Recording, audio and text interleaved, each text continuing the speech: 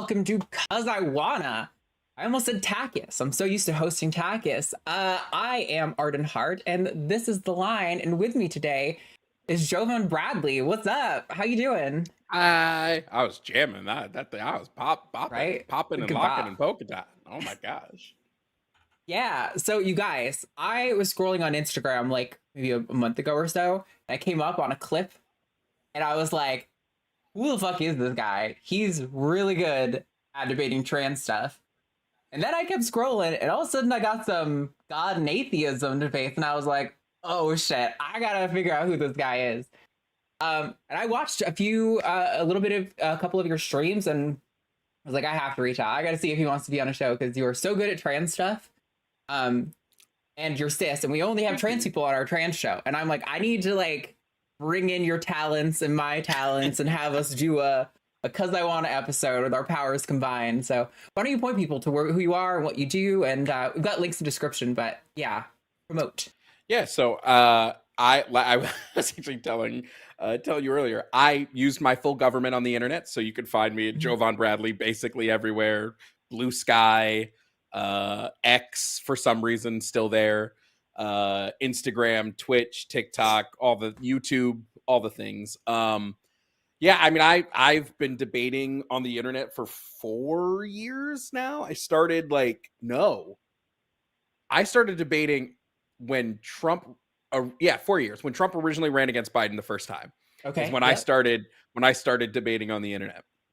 And I've was originally just a policy debater, so I would only debate legislative stuff. Then I got into social debates. Now I pretty much will debate anything under the sun as long as I've researched it. Sure. But it's just arguing comes naturally to me, so it's fun to do.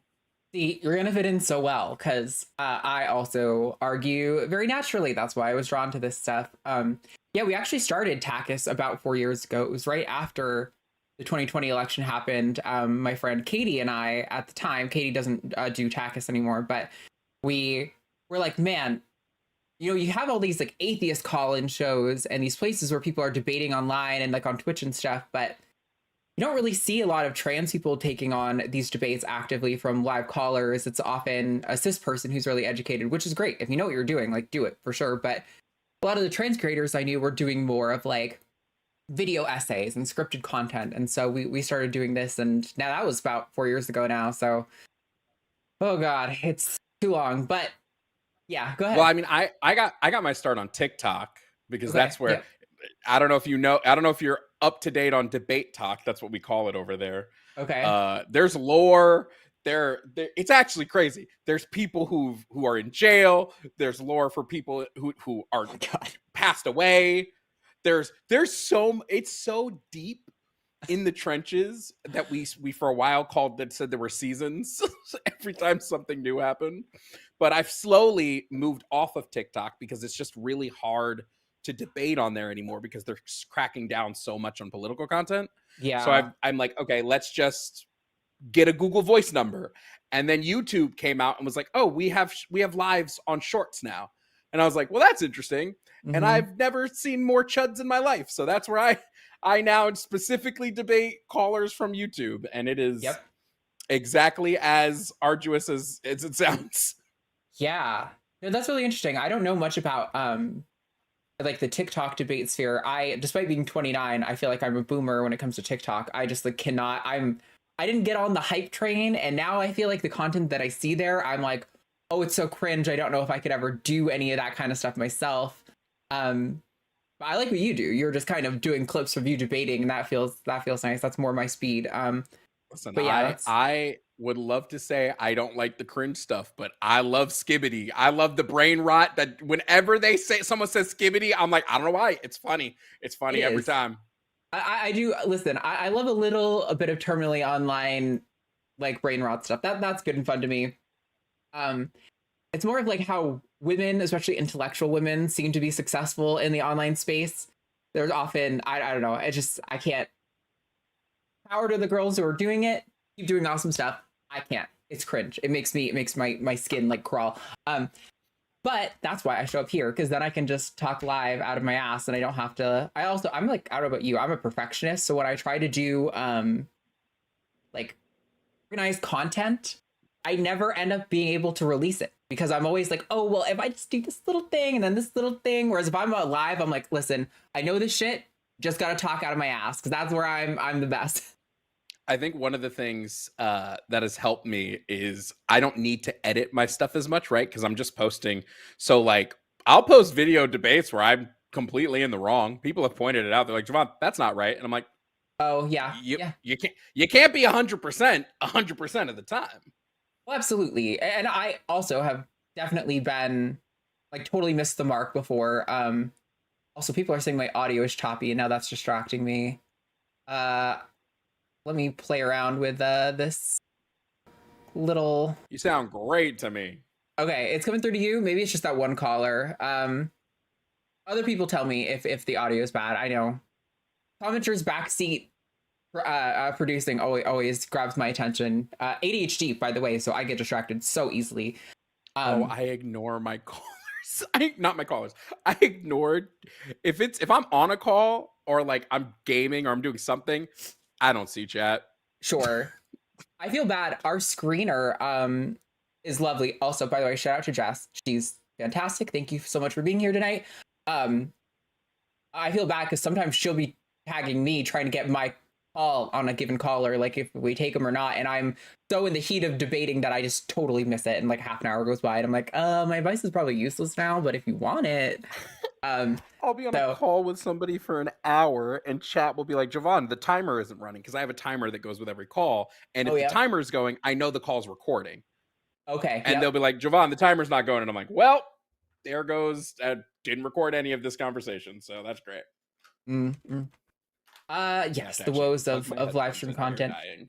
But definitely, all of his links are in the description down below. There's like a link tree. So go check him out on TikTok and Twitch and Instagram and YouTube, all that good stuff.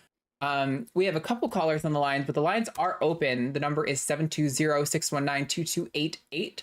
So if you would like to, excuse me, if you would like to call in, do it. We got lines open. We'd be happy to talk to anyone about anything trans related, or if you want to talk about God, do God debate stuff, so we'll be happy to talk to you. So oh please, somebody ask me why I think God is evil. That's I love my it. favorite debate topic. It's so good every time. It is. It's beautiful. I've watched a few of yours on that one, and there's a wealth of examples to pull from on making God seem evil, and it's so funny to me to watch the panic as they start to realize, like, oh, the only way out of this is me trying to defend slavery. Fuck. Literally today. They do it all the time. Less than an hour ago, I had somebody doing it. Unbelievable. It's wild. I personally like Job. I like pulling Job. I think it's the greatest. I think there's no defense about it. Oh, because it's like the bet, right? Or it's like, how could you make a bet when you already know the outcome? Like, you're just fucking with this guy for what, lulz, I guess? But even before that, it was so funny because, like, Satan doesn't bring up Job to God. God brings up Job. God willingly hands this man over. Like, it's messed up. It is wild. Yeah. Also, other things. You're into Marvel. Big link there. Hell yeah. Wait, where is it? We got some memorabilia. Oh yes, that's right. You told me Star Wars, all that good stuff. And I know you're into musicals. Custom lightsabers from Disney. Listen. It's like, listen, if I feel like I found like a twin when I was like, wait, you're into Marvel and musicals and you debate online? Are you sure we're not related? If you ever want to get me going, ask me why I dislike the Sweeney Todd movie. And I'll go for like 50 minutes about why I think the Sweeney Todd movie is bad. Call in to debate that. There you go. Yeah, so that's cool. I'm really excited. We've got a few callers on the line. Are you ready to talk to a few people? Oh, let's do it. All right. Let's talk first to Mario in New Mexico. Pronouns are they, them. Is an atheist who wants to have a productive conversation about identity politics, feels it's a deep topic and people are too shallow about it. So, Mario, you are live with Arden and Jovan. What do you want to be specific about? What exactly in identity politics you want to talk about? Yeah, see so yeah, I support identity politics because identity goes very deep, but the way we have of talking about identity tends to be pretty shallow, I think. Okay. So like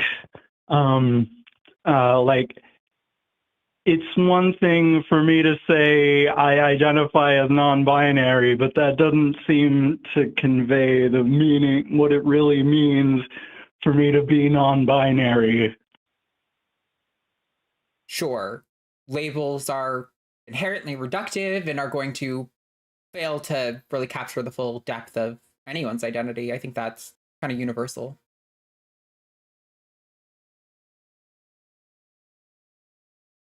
Hello? Yes.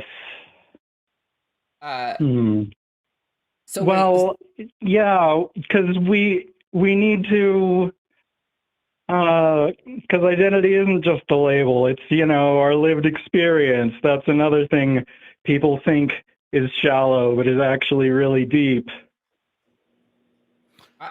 I don't even know that it's shallow. I think the problem is you have an entire half of the country who claims they don't like identity politics, so they try to ignore like anything related to it, even though it's like their whole thing is I'm going to use identity politics as much as humanly possible.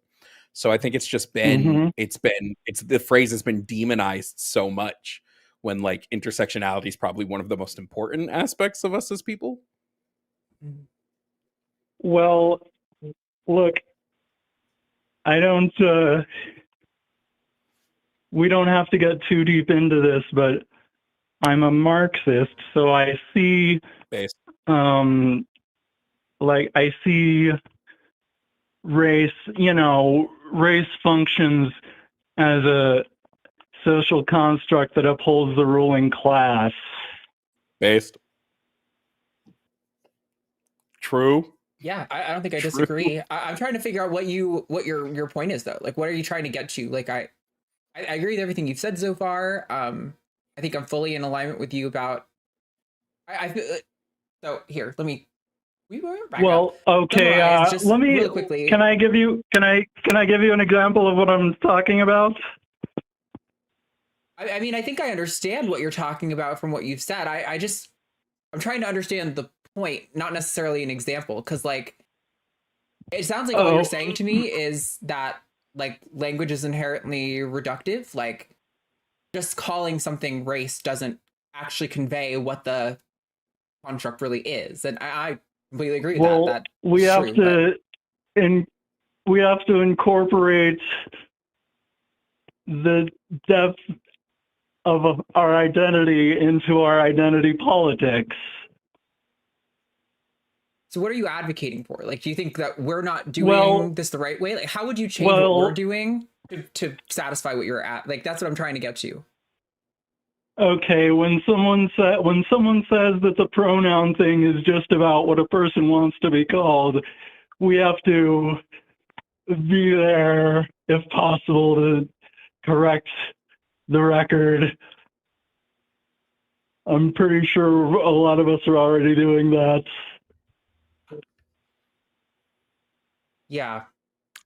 I mean, I just think practically we kind of have to let a lot of things be less nuanced because we just, we only got so many hours in the day to have the same conversations over and over. Yeah, language is all about heuristics. We have to become conscious of the ruling class social constructs that keep us divided. True. I agree. So, Mario, I think we might move on to the next caller. I don't disagree with anything you're saying. I'm struggling to understand exactly what you're advocating for from us or from other people, or like, yeah, I don't really get the point, but I agree with everything you're saying.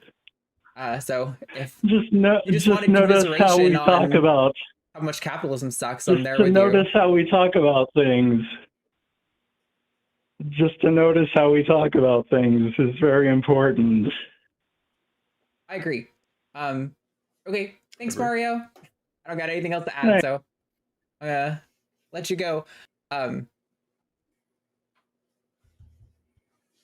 Okay, I'm just gonna move on. Let's see. We've got callers on. Okay. Maureen, she, her in Canada, is an atheist who wants to talk about sports and says, are there sports where men and women, where there should be men and women against each other? This is i.e. boxing. So I'm going to need you to like expand on this a little, Maureen, but you are live with Arden and Jovan. What's going on? Hi, how are you guys? Doing well. Hello. Yeah, hi. Yeah, no, I was listening on your Transatlantic show, and Lux was talking about the sports. I agree with so much of what she said. I was just trying to wonder that yeah, sure. Whether it's a woman or a trans woman, I think there's a couple of sports where you can't see a man in a like it wouldn't be fair. I don't think am I wrong in this? Like boxing was my thing. I would just keep boxing by weight class. Mm-hmm. Yeah, because I personally I've met women who can kick my ass pretty easily. Really? Yeah. Yeah. I know there's women who can box. I don't know. Yeah, weight class. I guess I saw weight class as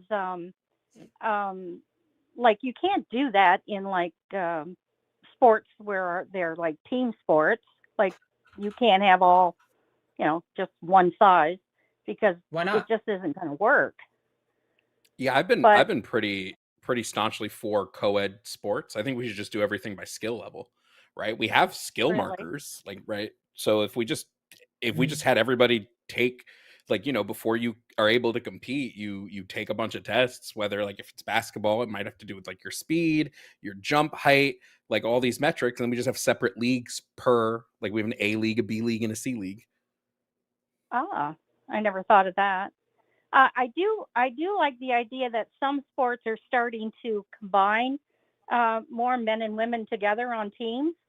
Like you'll see relay races that will have men and women on the same team competing against men and women. I think that's the way to help make sure that women are included. Trans women especially get included onto a team.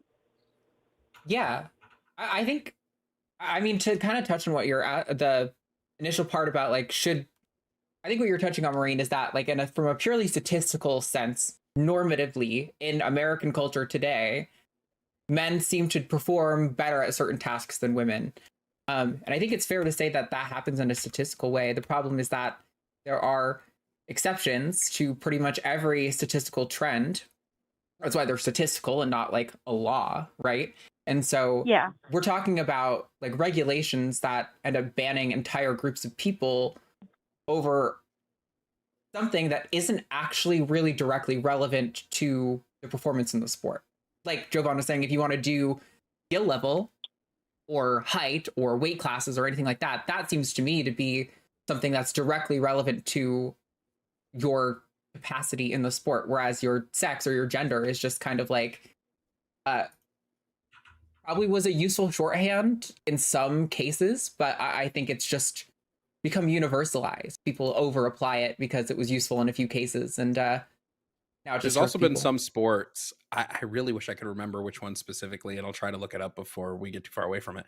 There have been sports where the reason that they're not mixed, the reason why the sports have not mixed, crazy. The reason why the sports are split up by gender is because the women were beating the men. So men said, well, we're going to gender the sport because we don't, I think figure skating is one of them. The reason figure skating was split up is because women were winning. And so men were like, well, we can't have this. And so they split up the sport. I believe that. Yeah. Yeah. Men like to control things, don't they? Personally, all sports are too easy. Basketball should be done over a Shark Tank. I like your idea about the skill levels. Because if a woman comes into even a boxing sport, her skills should be tested. And if she can get up to a certain level, then she should be allowed to do it, whether she's trans or a trans woman or not, or just a woman.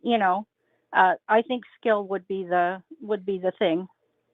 Yeah, I agree. I think it to me, it always seems just like a sexist argument at a baseline to, like, you're banning trans women because the claim is that men are just universally better 100% of the time at every athletic endeavor, I guess. It's such a shame because like you're saying, there are women out there who are going to be like the 1 in a million chance of, 1 in a million is being dramatic, but I'm trying to like work on their model. Like, even if we accept everything that they say, there's going to be women who are like the 1 in a million chance who are better than men, most men at every sort of physical task. Why should they not be allowed to compete and to perform and to earn the accolades?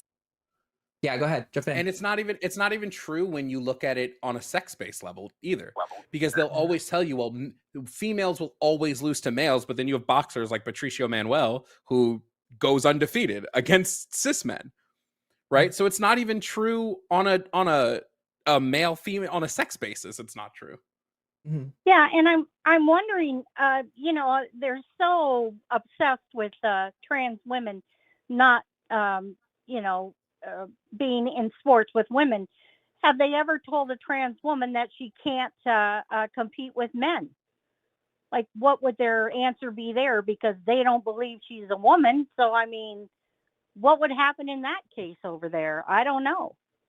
I mean, I think they say you can compete with the men, but, if a trans woman tries to go compete with a man in a transphobic sports league, I have a feeling that's going to be not exactly the most welcoming environment for us. Like, I can't imagine walking into a men's locker room being like, hey, bros, you ready for the big game? Like, I don't think that's going to go over well.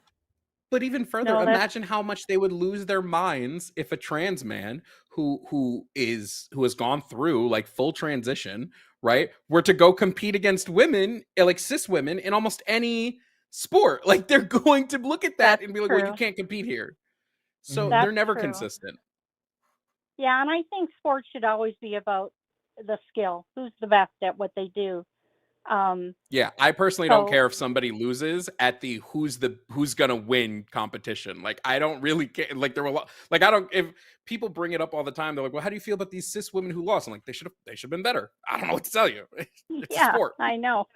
Yeah, I agree with you there. Yeah. Well, go ahead. It's okay. I was just going to add one more point that, and then I want to hear put a pin in, write it down if you have to. I don't want you to lose what you were going to say, Maureen. But the only thing I wanted to add is that it bothers me constantly that there's also like no real ceiling for men in most athletics. Like, sure, they illegalize like, endogenous doping or something like that, right? But when it's someone like Michael Phelps who has some freakish genetic abnormality that allows him to be phenomenal in sports, he's just rewarded.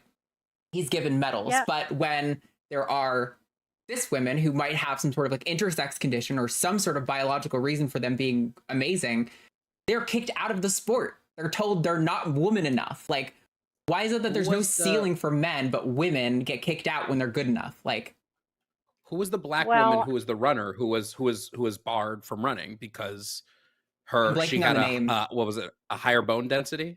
Chat will know. I can't remember the name right now, but yes, there is a runner is who I'm thinking of specifically. But sorry, do you remember what you had, Maureen? I hope I didn't cause you to lose that. No, I think we agree. We agree on the sports thing. I think there are ways to make sure that trans women and women get to compete at the highest level. Can I ask a question about the last caller? Yeah. The identity politics question. I think you guys are a little confused over there because I look at Trumpy and I don't see anybody caring about his identity and then just voting on what they think his issues are. But then when it came to Harris, I really think she lost because she was a woman and they didn't care about her issues. So I don't know what your identity politics over there is doing. Yeah, I think this is what Jovan was saying earlier, right? That like they play identity politics worse than us every time. Yeah, the right cares more about identity politics than the left. That's why they bring it up for literally everything. That's why half of the right's criticism of Kamala Harris was, well, she slept her way to the top. Because they don't care about her policies. They care that she's a woman. But why do they care about that? But they don't care a damn about anything that Trump has done in his life, his identity. It's like ridiculous. I'll tell you the truth, Maureen. I'll tell you the truth here. They're sexist and they're racist. Yep. Well, this is true. I've said that for a while. I've thought that the MAGA crowd has been just a little too white nationalistic and a little too Speak on religious. it. And the thing is, they call themselves Christians and they never act Christian. Speak So on it's it. ridiculous. Huh? Yeah. Yeah. Snap laws for you, Maureen. Yeah, we agree.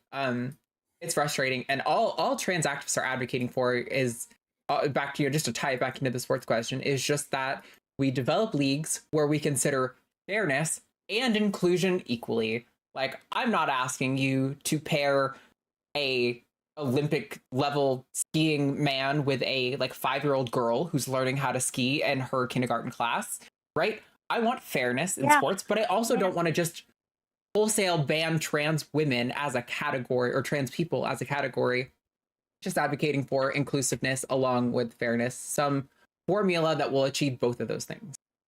Yeah, and I think they're rolling back on their promise to make sure, like in colleges, that women get fair, the money is split. They're going like, no, we're not going to do that anymore. So they're Mhm. making it worse for women to compete. They're not giving them the backing that they need.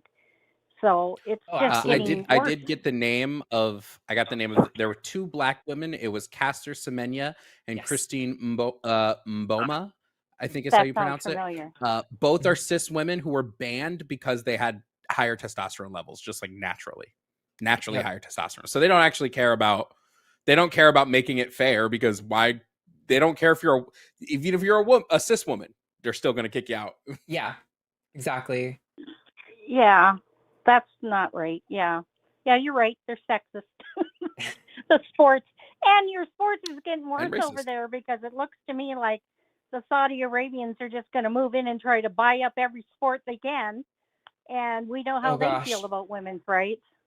I haven't seen what Saudi Arabia's bought, but Trump is so cozy with them, it doesn't surprise me that they might be investing in like American sports teams or Well, something. So they've if they taken are, over I don't know. F1 and they're taking over golf, and they've got their eye on a lot of sports, I think, because that's where the money is, right? So yeah, I don't know how it's going to work out. I don't think they're going to back too many women's teams, that's for sure. Probably But not. anyway, thanks for listening, guys. I enjoyed the conversation. Thanks for calling, Maureen. We appreciate you. You have a Okay. nice night. Bye. You too. Bye. I wasn't touching that last part with a 10-foot pole.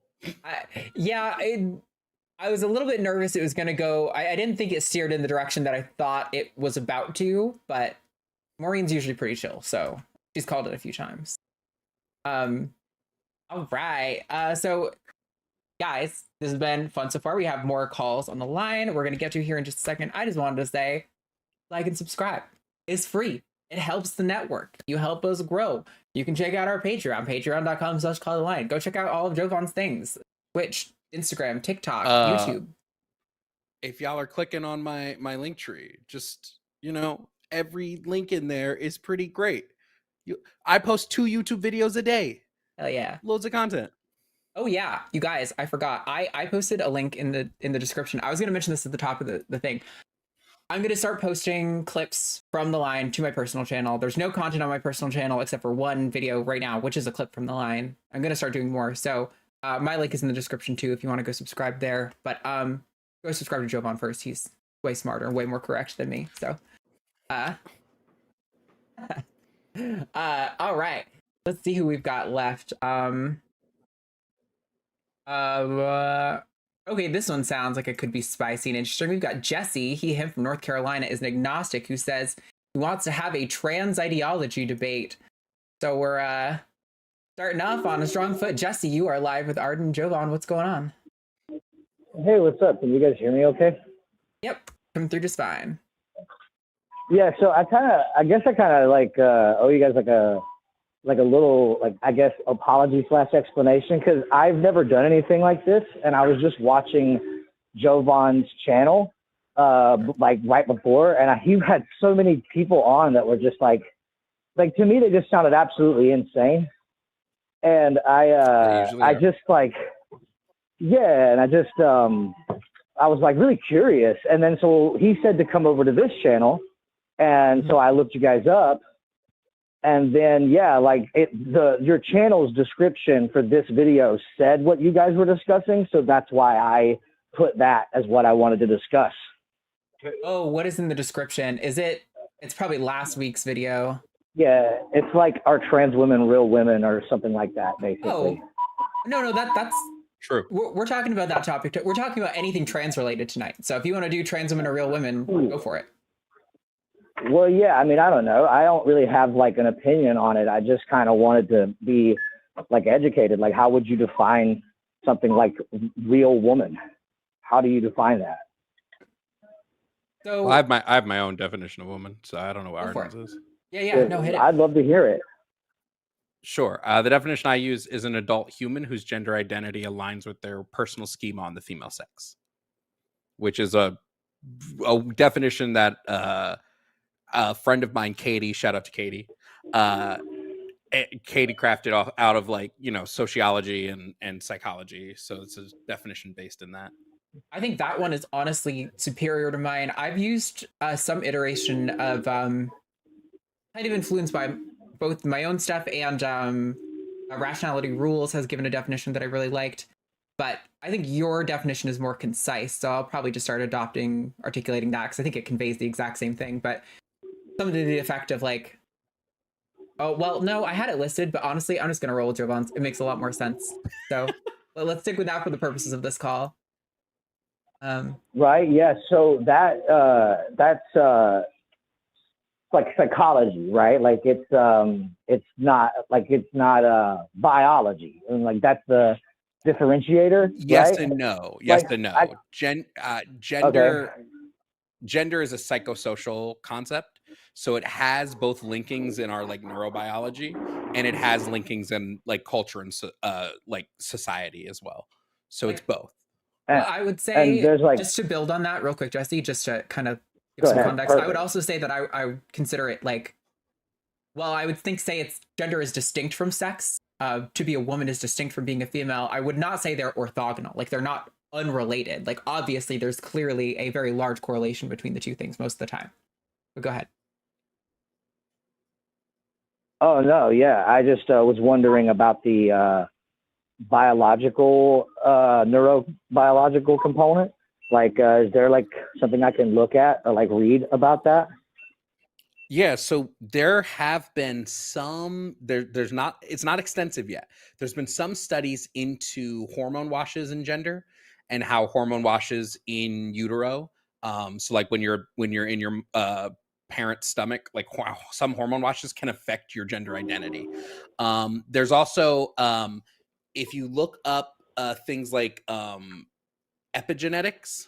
So epigenetics is this idea that like things that happen to us socially will literally rewire our brain, and then that can be passed down through generations. Like that's kind of how gender is, because our brains naturally gender things. It's kind of the default of humans' brains. Yeah. And that's just because like we've, even as a inanimate society, objects. have gendered stuff for so long. Yeah. Yeah, we very much like our brains will just instinctively categorize things. So that's part of where that comes into play.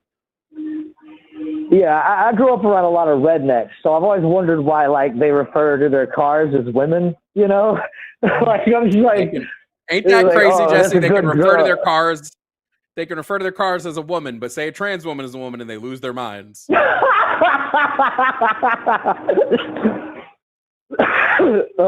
Oh man, that's awesome.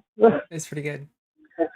Yeah, to tell you the truth, man, like you know, I don't really, dude, I pay as little attention to the world around me as is possible to get by with. You know, like I basically like hide in my turtle shell, you know, like I just go to work and then go home and like hang out with my family and stuff. And so I don't really pay attention to like I don't like corporations in general. So like I don't have like a positive opinion on Trump, you know what I mean? Like I just don't care. Like I just fucking, to me it's just some other rich asshole running the country. Like I think been that way as long as I've been alive. So I mean, I'm gonna just mute you for a second because we have some background sounds, but I'll let you put you back on in a second.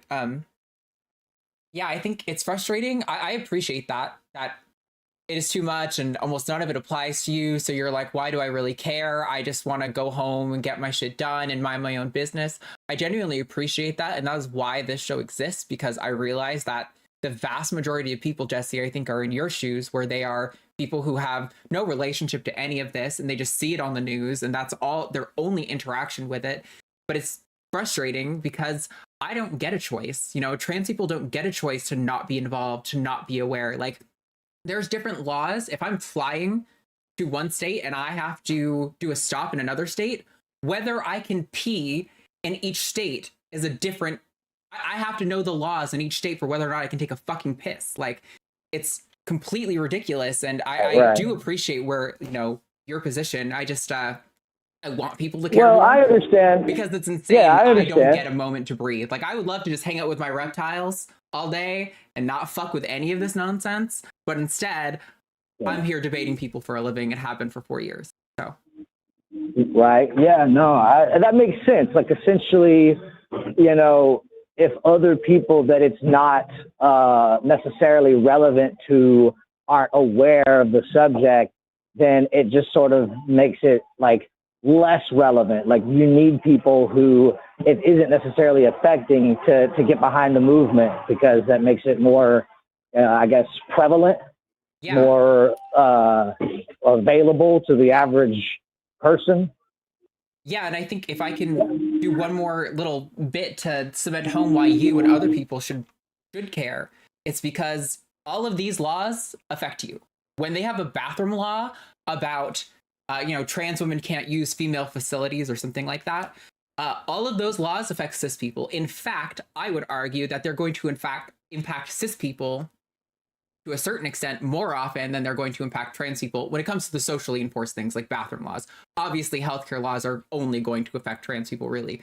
But yeah, when it comes to like the bathroom laws, that means I'm not saying you do want to wear a Jesse, but if you ever wanted to wear a dress, like, would you do that in a given state? Like, at what point are you going to be presenting as a woman and then going to be in trouble for using certain spaces? Like, the line, this is why it's, you know, mannish, like, dykey lesbian women who often find themselves, by the way, I'm bisexual, so I think I get a little bit of cred to say dyke. It's totally fine. It's your word. You're taking it back. Right? Like, these are the people who are getting accosted in bathrooms. It's often stud, masculine, like, women, not trans people. So it affects all of us. Right. Yeah, I totally see what you're saying. Like, basically, it's sort of weird because there's this show I really like. It's called Yellow Jackets. Have you guys heard of it? No.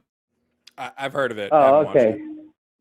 Well, you know, the cast is all female, and like the show doesn't handle like political shit really at all. Like, there's one gay character in the show, but like when I go online, I just find like an echo chamber of people calling it woke, and it's like, I don't understand why people think like that everything is supposed to appeal to them. Like, it's art, bro.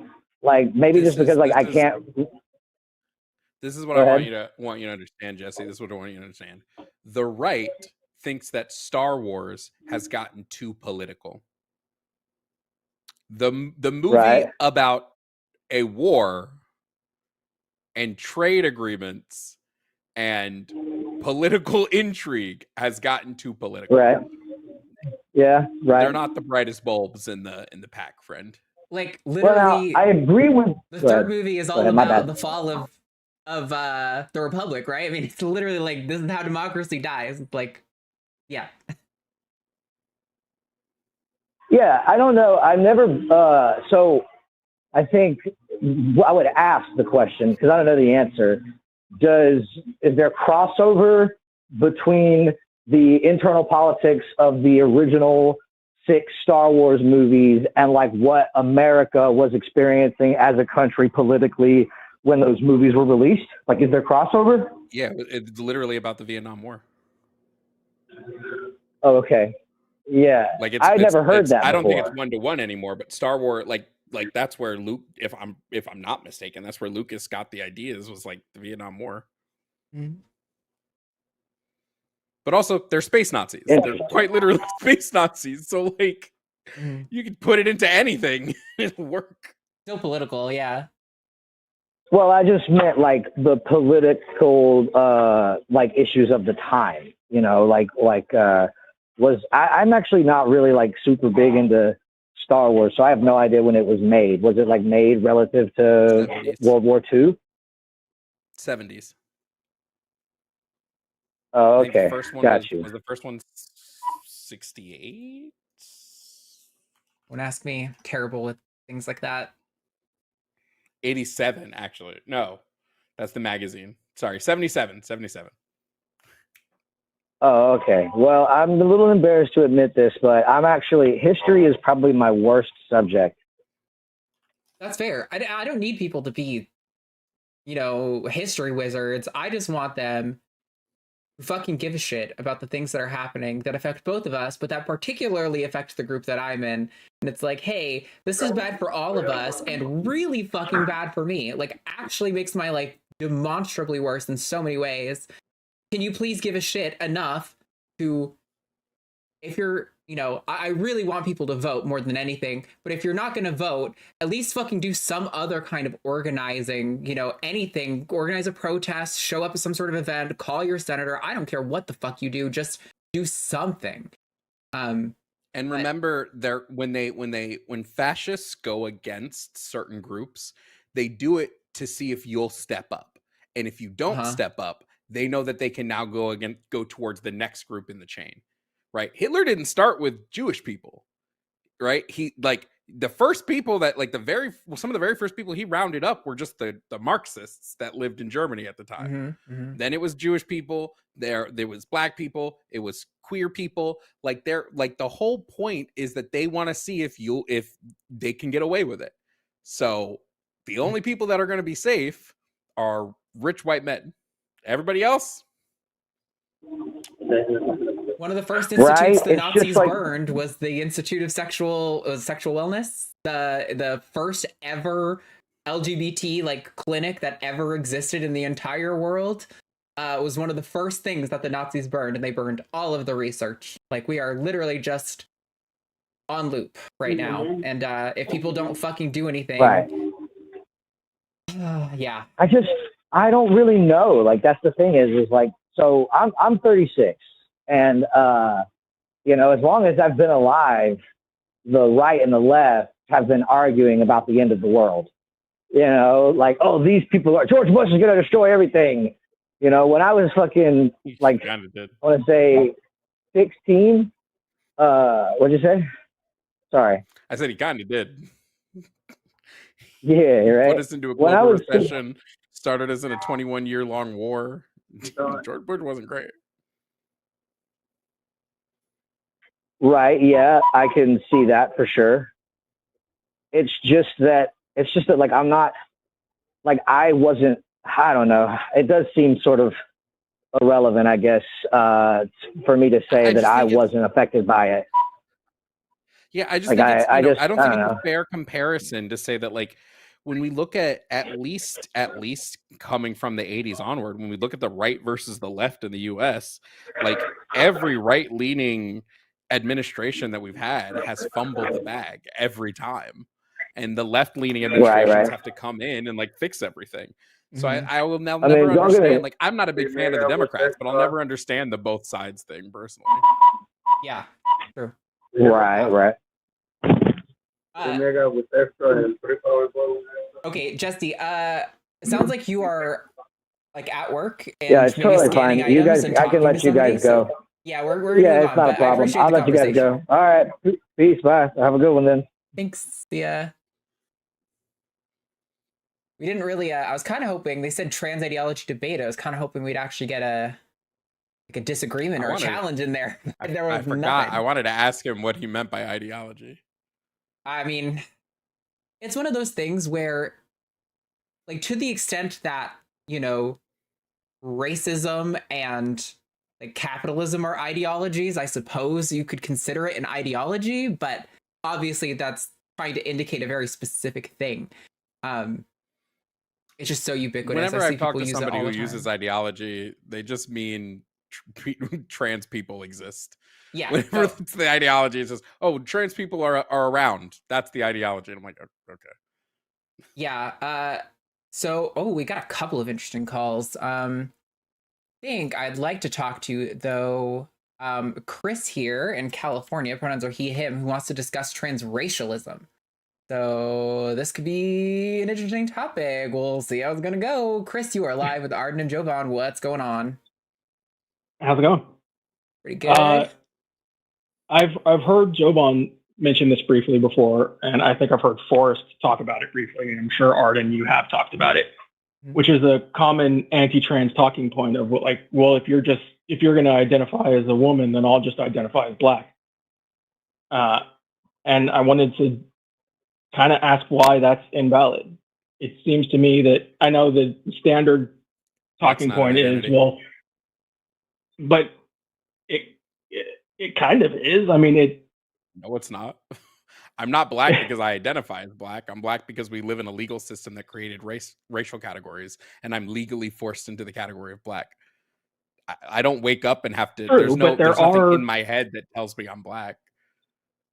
But for some people, there definitely is. I could give a very famous example, Barack Obama. He's not our first black president. He's our first mixed race president. But he identifies as black. He says, I'm black. I'm the first black president. Mixed race ain't a thing, dog. We're just black. Like the thing that you have to remember is the legal descriptions of race. I don't get to check black and white, even though my grandmother is white as the clouds. I don't get to check mark black and white on a sheet, right? I'm legally only prescribed as black. And that was the whole one drop rule, right? There was one drop of black person in you, you're black. But like it's there is no identity here. Barack Obama doesn't identify as a black man. He's legally black. Race is a legal construct that was created specifically, we won't to oppress black bodies, but we ain't ready for that conversation yet. But like it's there is no identity. Like there's nothing like when someone can say, well, I identify as a woman, we kind of recognize like that at least in our society, right, there is a typical for men and there's a typical for women, right? There's a typical way that these two genders act. Even if you want to say it's stereotyping, we can all kind of connect in our head certain features or attributes of those two things. The only way you're doing that with black people is if you get into really weird racial stereotypes. Because there's no two black people act the same.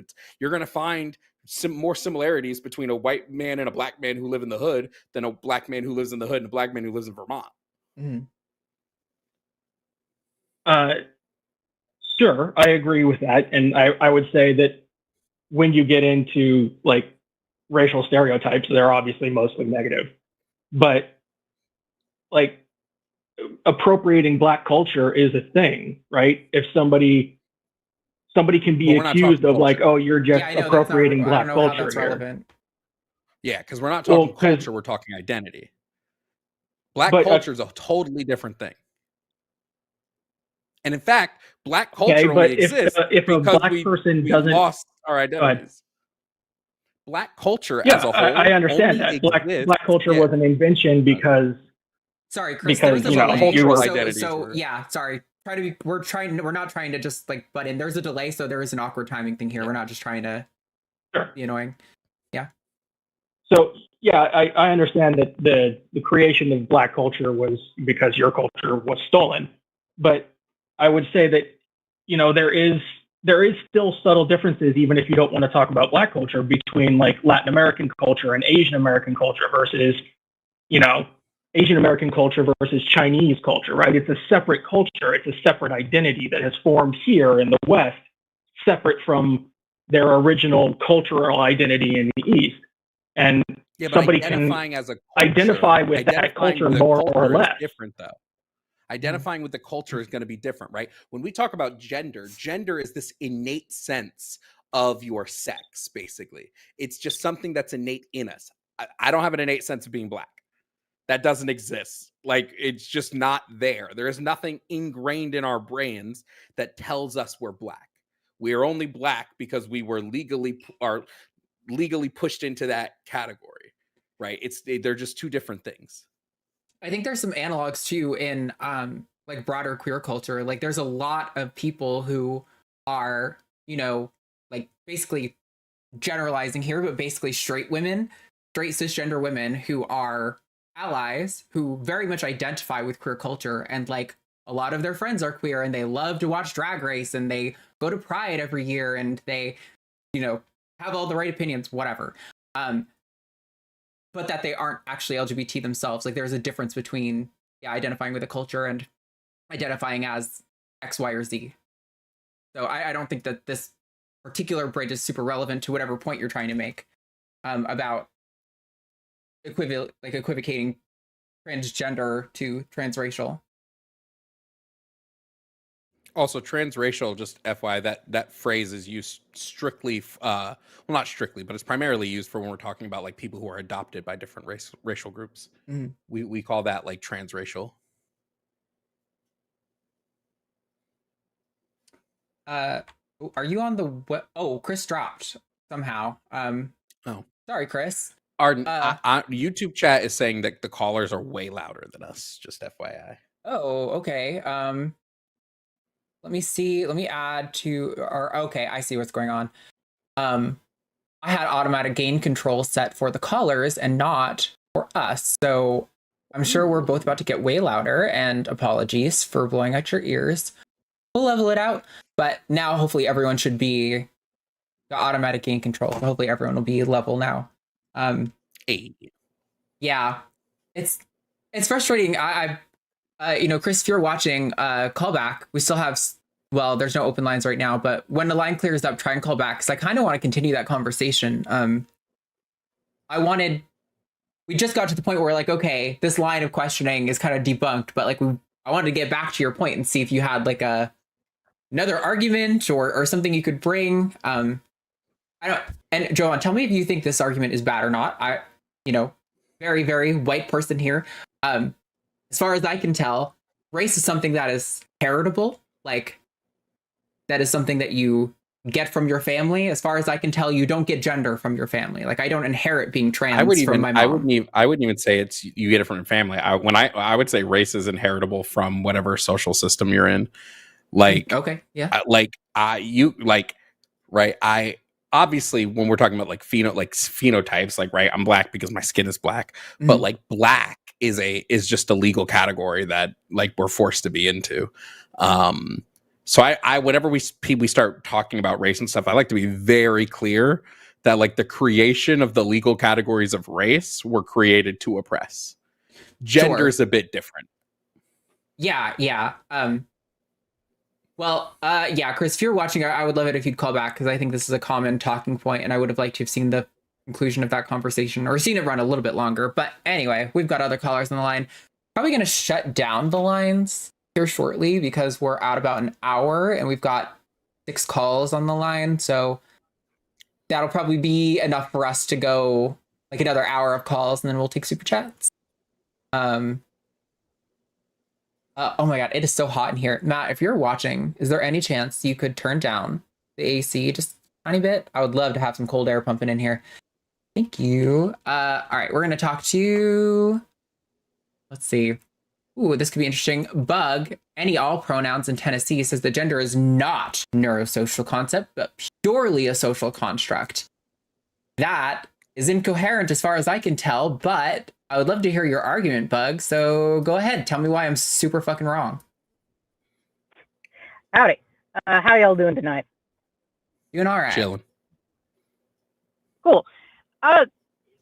So mostly I'm kind of operating under my understanding of how Jovan tends to frame this issue. And do tell me if I'm misunderstanding here. But to my understanding, you conceive of gender as a relationship between your sex, well, between your internal sense of self and your sex. And at least to me, that implies a degree of inherentness that I don't personally like to prescribe when we're talking about this sort of thing. What do you mean by inherentness? Just that your gender identity is something you're born with, as opposed to something kind of molded by your environment. I'm very much a gender is made, as opposed to it's something you're born with kind of person. We have strong evidence I make a against very that. Sorry, go ahead. Yeah, I also just make a very clear distinction between when I'm talking about gender, when I'm talking about gender identity. Gender, when I like specifically, is the attributes and behaviors placed upon the sexes, like when we're talking about gender as a concept. But like all identity is an innate sense of self. That's just what identity is to begin with. Like it has to come from the self.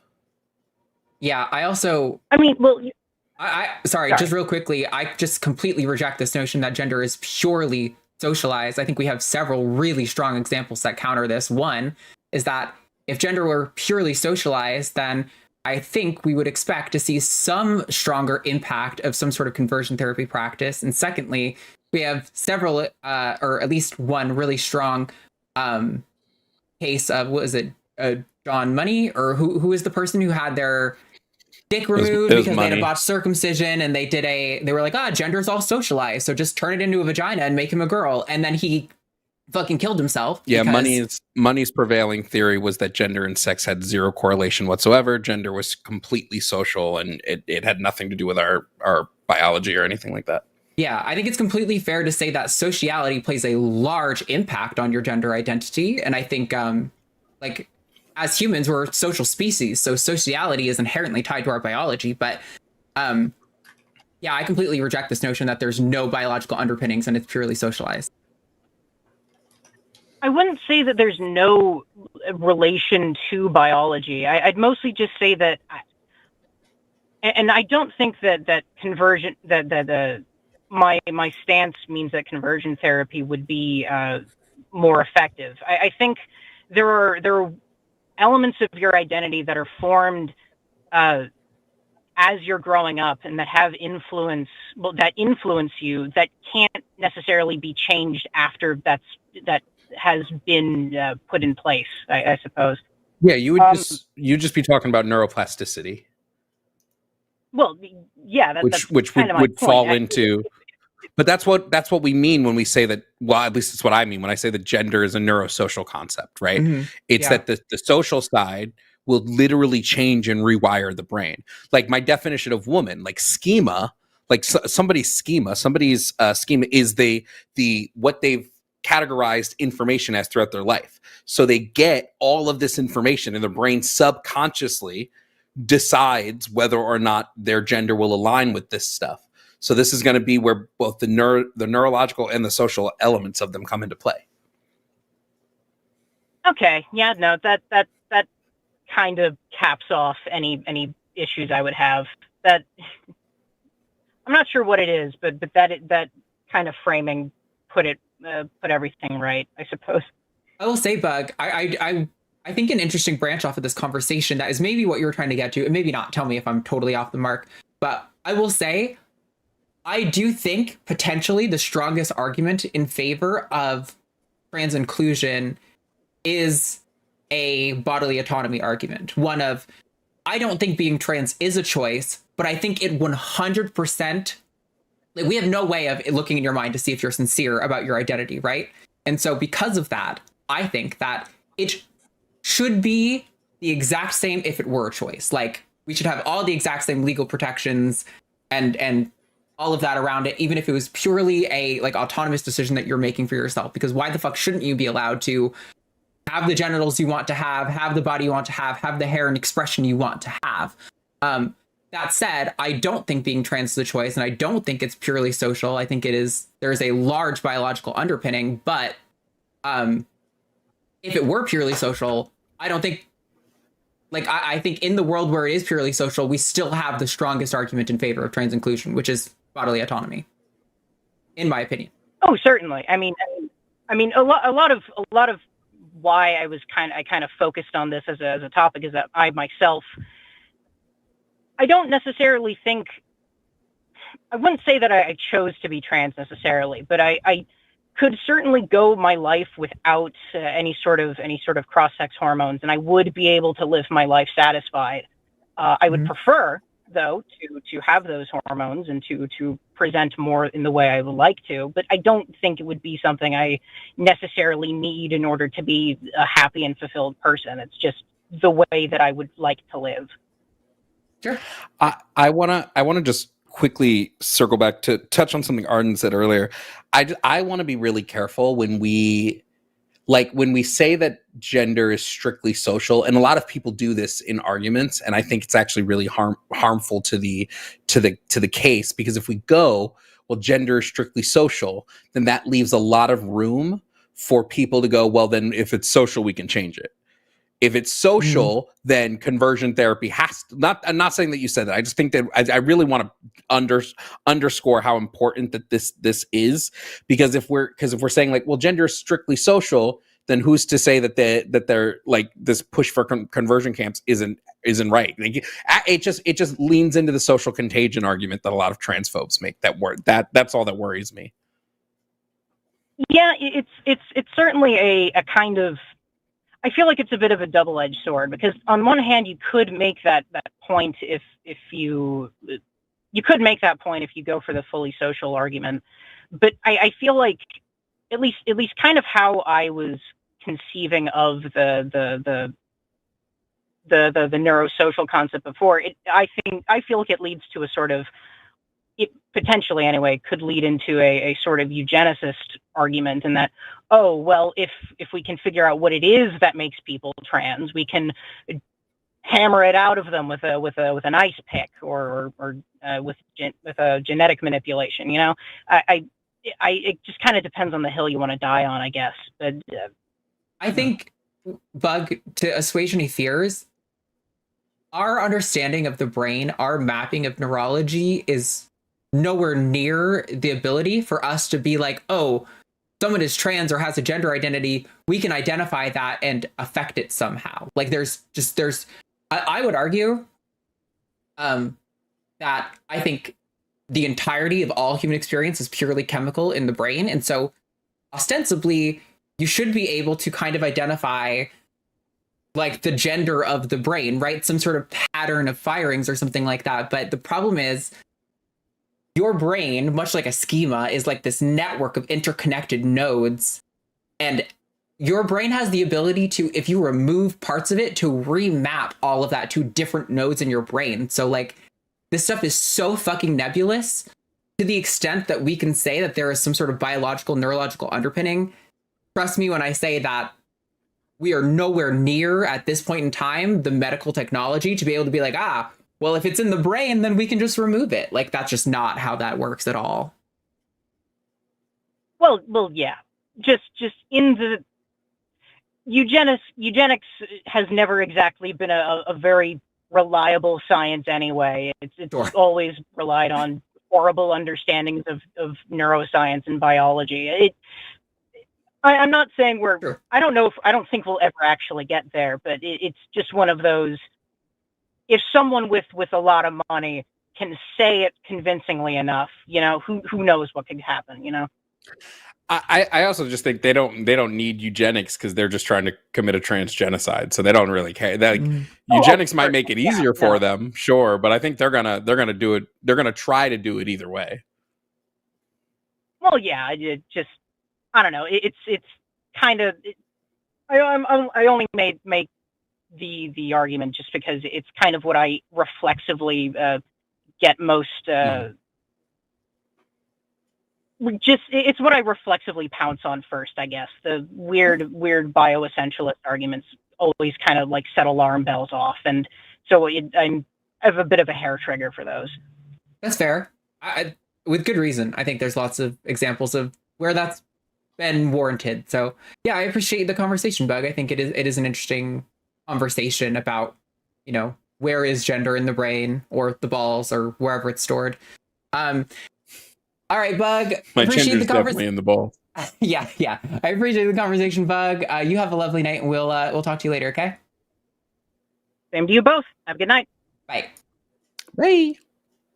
All right. Well, I just closed the line, so let me remove that pinned message in chat. There will be no new callers added to the queue, but if you can hear me right now and you've been screened, we will get to you. We have 5 callers left. All right. There's a couple here that could be spicy. I think I'm going to take the most overtly spicy one, which is Robert, he, him in the UK is a theist who says trans women are not women. So, Robert, you are live. Tell us. Make your argument. Good evening. Before I make the argument, can I request a pronoun change or something along those lines? Sure. Yeah, I don't agree with like sort of the idea that I'm personally claiming the pronouns he, him. I just believe that males should be referred to as he, him. So I don't think they're sort of my pronouns, just in case people have that impression. But yeah, so yeah, I just think that. Sorry. Okay. Am I allowed to go on? I didn't ask you this, Arden. Am I allowed to go on face journeys? Because I feel I'm going to go on a face journey. Face journey away. I'm right there with you.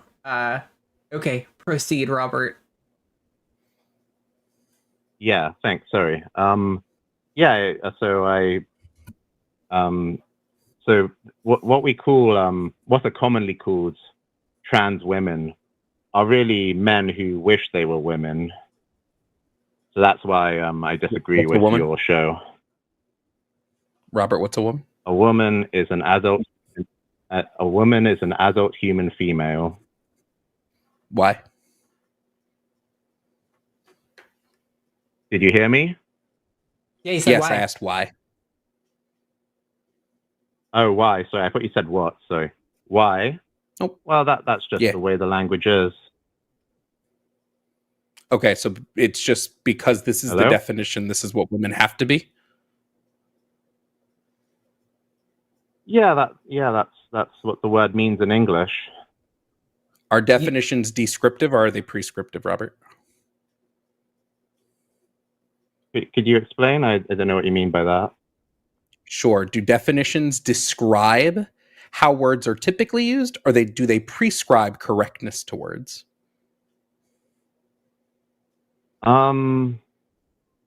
They describe. I agree. Therefore, we can't say this is this because the definition says so, because my argument would just be, so we change the definition. And then there's no contention with your argument because the definition is different. Well, then I'd say that you don't have the authority to change the definition because, I don't think you have the authority to set the definition? Why is your definition what I'm doing is I'm reporting what the definition is. I'm not defining the definition. I'm reporting it. What you're using is called an appeal to definitions fallacy. So it's saying because this definition is X, that means it must always be X. It has always been X. X is the correct thing. But language predates the definition. Language precedes dictionaries and it precedes the definition. So like the words can change. If I added it, which Merriam-Webster already has updated the definition of woman or updated the definition of female to just mean anybody whose gender identity is opposite of male. If this would be the case, you have no argument against this. If your argument is just the definition, well, here you go. The definition is different. And Merriam-Webster, I think, is an authority on what can and can't be a definition. Wouldn't you agree? Well, they're one dictionary and, in a sense, one authority. So definitions don't matter when they disagree with you. They only matter when they're the one you're comfortable with and that you're used to. Well, wait. Would you admit that you're wrong if I showed you other dictionaries?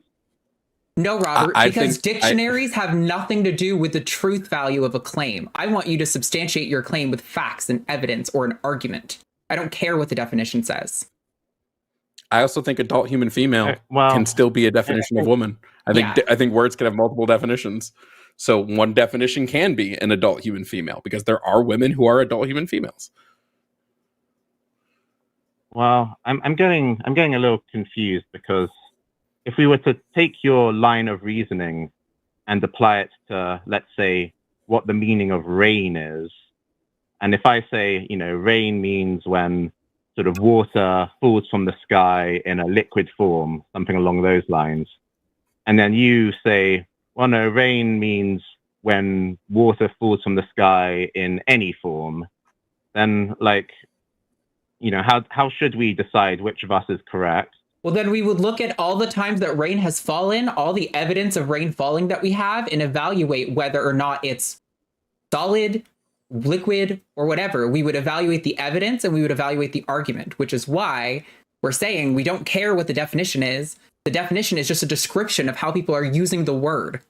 The definition isn't making a claim that women are female. It's just saying when people say women, they're probably usually referring to this concept. So we're asking you, yes, to defend your definition. Why is it that adult human female is the definition you accept? Well, if we're saying that definitions, wait a second. If we're saying that, language is descriptive, then surely all that I need to do from that point of view is just show that,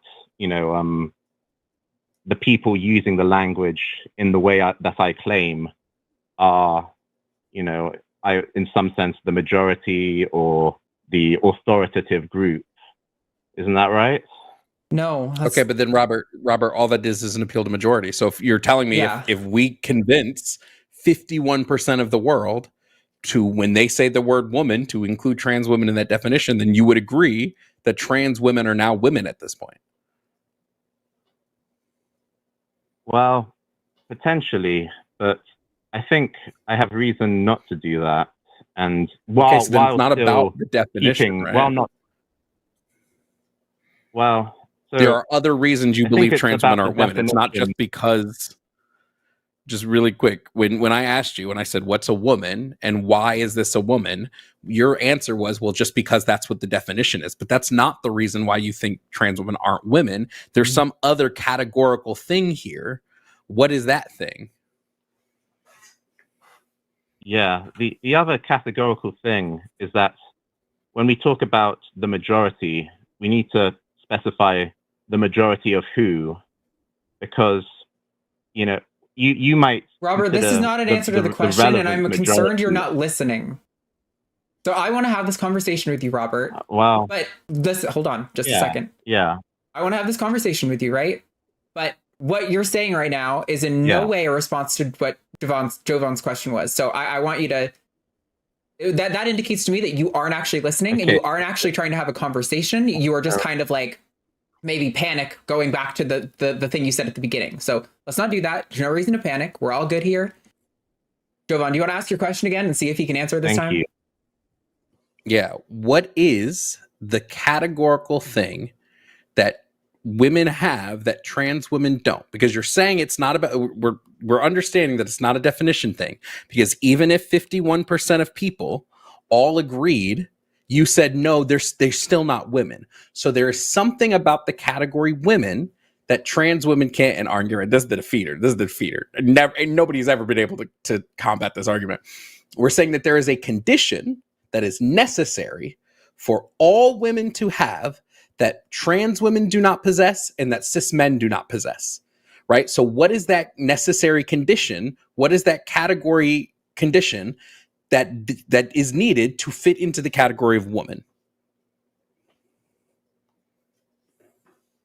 Jovan, you have either I've made a mistake in how I've communicated my argument, or you've misunderstood because you've made a false assumption about my position. So, Robert, please, can I elaborate? Robert, no. Jovan just asked you a direct question, and what you're saying has nothing to do with an answer for it. I want an answer to the question. Can you please answer the question? Cook. Maybe he's from the UK. He can cook. It won't taste good. Okay, but we can let him cook. If I misunderstood, thank you, Bill. I mean, I asked you very specifically, and you said if the majority of people don't mean trans women when they say women, and then I said if they do, would they be women? And you said no, because there's still something categorically that they're not meaning. So what did I misunderstand? Thanks, Jovan. Yeah, so it's my fault, really. So when we talk about the majority, right, it's not simply about anyone who speaks English. That's not the majority in my position. What I believe it's the majority of English speakers who are not either enemies of the English people or carrying out the agenda of enemies of the English people. So to elaborate, so that you understand why I think this. So like the blue coats. Let's imagine. Huh? Yeah. So let's imagine. Go ahead. Let's imagine that, like John Lennon. Thanks. Yeah. So let's imagine like we're in the Aztec civilization, and the Europeans arrive and they kind of wipe out our civilization. But some of these Europeans are kind of professors and academics, and so they want to study the Aztec language, and they start to learn how to speak the Aztec language, and they spread it amongst other Europeans, their fellow Europeans, so that other Europeans kind of learn how to speak Aztec. But in the process of this, they don't like how some of the Aztec words are being defined and used. They think, well, this Aztec word, it's a bit, distasteful to our preferences. And so we're going to change it. What the and fuck does this have to do with anything? Wait, what are you doing? Let him cook. What are you doing? Let him cook. Sorry, everything smells like it's burning. It smells like my house is about to burn down, so I'm a little concerned where the fuck we're going. Thanks, Jovan. I'm almost done, sorry. And so what I'm saying basically is that in this analogy, you people are the Spanish and I'm the Aztec, because you people, whether you realize it or not, you're carrying out. You're so wrong. No, I'm going to stop you. You're done cooking. The fire is out. You're done cooking because you're so misinformed. Cultures before fucking the UK colonized them had varieties of genders. You are literally the colonizer and you don't even know it. And it's so painful listening to you talk, because also none of this is a response to what Jovan said or even an argument for the point that you made in the call screening. So I'm just totally fucking lost. I have no clue what you're talking about, how this is relevant to your argument. I'm so lost. Justified crash out, honestly. So justified. Jovan, do you follow kind of what I'm saying? Like, you understand how it relates to what I said earlier about majority now, hopefully? Okay, Robert, listen. Let's just say 51% of whatever group you want it to be says trans women are now women. Do you agree that trans women are women? If it was 51%, yes. Of my favored group, then yes. Robert, that is a bad reason to believe trans women are women. I'm going to let you go because you are not a good thinker, and I'm sorry. I just can't handle this conversation anymore. Goodbye. There was no argument. Your argument is if people all say they are, then they are. That's not an argument. It's argumentum ad populum. Literally, this is so easy. Sorry, you can clearly tell I've been doing this a while because I was like, no, Arden, these are clips. You have to let them talk. That's fair. That's fair. Sometimes on the line, us raging out is a clip, but it is unbelievable. If the majority of the people in the world believe that farting created clouds and that's where clouds came from, then this guy would fucking say that that's where clouds come from. How stupid is that? That is the rage that I feel. He said, so if you people... You people, for real, he said that. You guys, listen. I went into that conversation. I've told you guys before, there's levels of the argument of trans women are not women, right? And I was expecting one of those levels. This didn't even get on the board. This isn't even, I genuinely haven't even heard someone sincerely take the claim that definitions are what make things something, because that's so dumb that okay, I'm gonna stop. Anyway. There are some questions that I feel like if you ask them at the start, it basically is going to tell you the whole argument. And I hate to do what they say to do, but just ask them what's a woman. And then as soon as they give you a definition, ask them why. And it is, you're golden. You're pretty much golden. Thing is, I was bracing myself for him to be like, a woman is the member of a species that produces the large immobile gamete. And I was being like, All right, I'm ready. I got my examples of people who are uncontroversially women that don't have large immobile gametes. Like, we're going to have this conversation. We're going to start parsing out what is female. And we didn't even... But even if you do all that, approach even if you do all that, almost every person that I've talked to that is a transphobe, it still always boils down to the language. So even if they give me that definition, I'm going to be like, why is that a woman? Yeah. And they're going to have nothing. Crashes out. Yeah, every time. It's so frustrating. And it's wild, too, because did he say at the end that we didn't even hear his argument? Is that what he actually said? I heard the word argument. His argument back to him like 4 times. I stopped myself from jumping in to stop his argument because you told me to let him cook. I let him go way longer than I normally would have. I tend to... You gotta let them cook. Right. That is good cook material. Maybe it's that I've been doing this for 4 years, but I can tell almost immediately at the start of an argument if what I'm about to hear is gonna be comedy gold. Yeah. And I was not mistaken, because I don't know where the Aztecs... Yeah, and he started off with this weird thing about not possessing the pronouns. Like, my God, you're so confused at every level. That's what clued me in. Yeah, I was like, bro, what do you mean nobody possesses pronouns? They're third person, which means that you don't possess them. They're possessed by other people. Right, it's literally... okay. We have callers. We have 4 more callers. We're going to get to all of you guys if you're hearing us right now. Don't forget to, if you send a super chat of $5 or more, we're going to read all those out live on air. So you can make us say dumb shit if you want to. Do that. Give us money. We're going to talk to Luke, him in Massachusetts, an atheist who has questions about the long-term effects of gender-affirming care for minors. So, Luke, you are live on Cus I Wanna with Arden and Jovan. What's going on? Hey, how's it going, guys? Good. Ear. So I just had some questions. First of all, this all stemmed from me catching Jovan's last YouTube stream before this, so I've been waiting a while to talk to you guys, so I appreciate it. I have some, just to start off, I am not transphobic like that last guy. I don't know what his deal was, but definitely like somebody who's transphobic would say. I don't even know that I think he's transphobic as much as I think he is just uninformed, like really uninformed. You can say dumb. It's okay. Okay. You brought up the Aztecs. You can say dumb. Yeah, we're go all ahead, on the Luke. same page here. Okay. All right. So my main question is, I have some concerns about the long-term ramifications of gender affirmation care because of the time period of when it's appropriate to take place. Most of the studies that I've referenced are ages like 8 to 13, where it has a positive affirmation, especially prepubescent. My concerns are that, obviously, as it's a good thing that the notoriety of trans is getting a little bit less shamed, I guess I should say, in the public.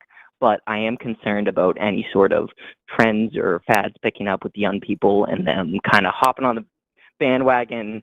And this isn't a question framing around like, hey, when do people know? Because I know people know at a young age. This is more of, what is you guys' opinion on preventing people who aren't truly trans of going through these actions and how to address that? Well, I think there's so many things that you said here that I want to unpack. I got to start taking notes, so I'm going to bring up my notes page while I start to kind of dig into this. But first of all, I think when it comes to sussing out who, this is the process of diagnosis, sussing out who is and is not trans and deserving of healthcare, or deserving is a problematic word, but is likely to get healthcare.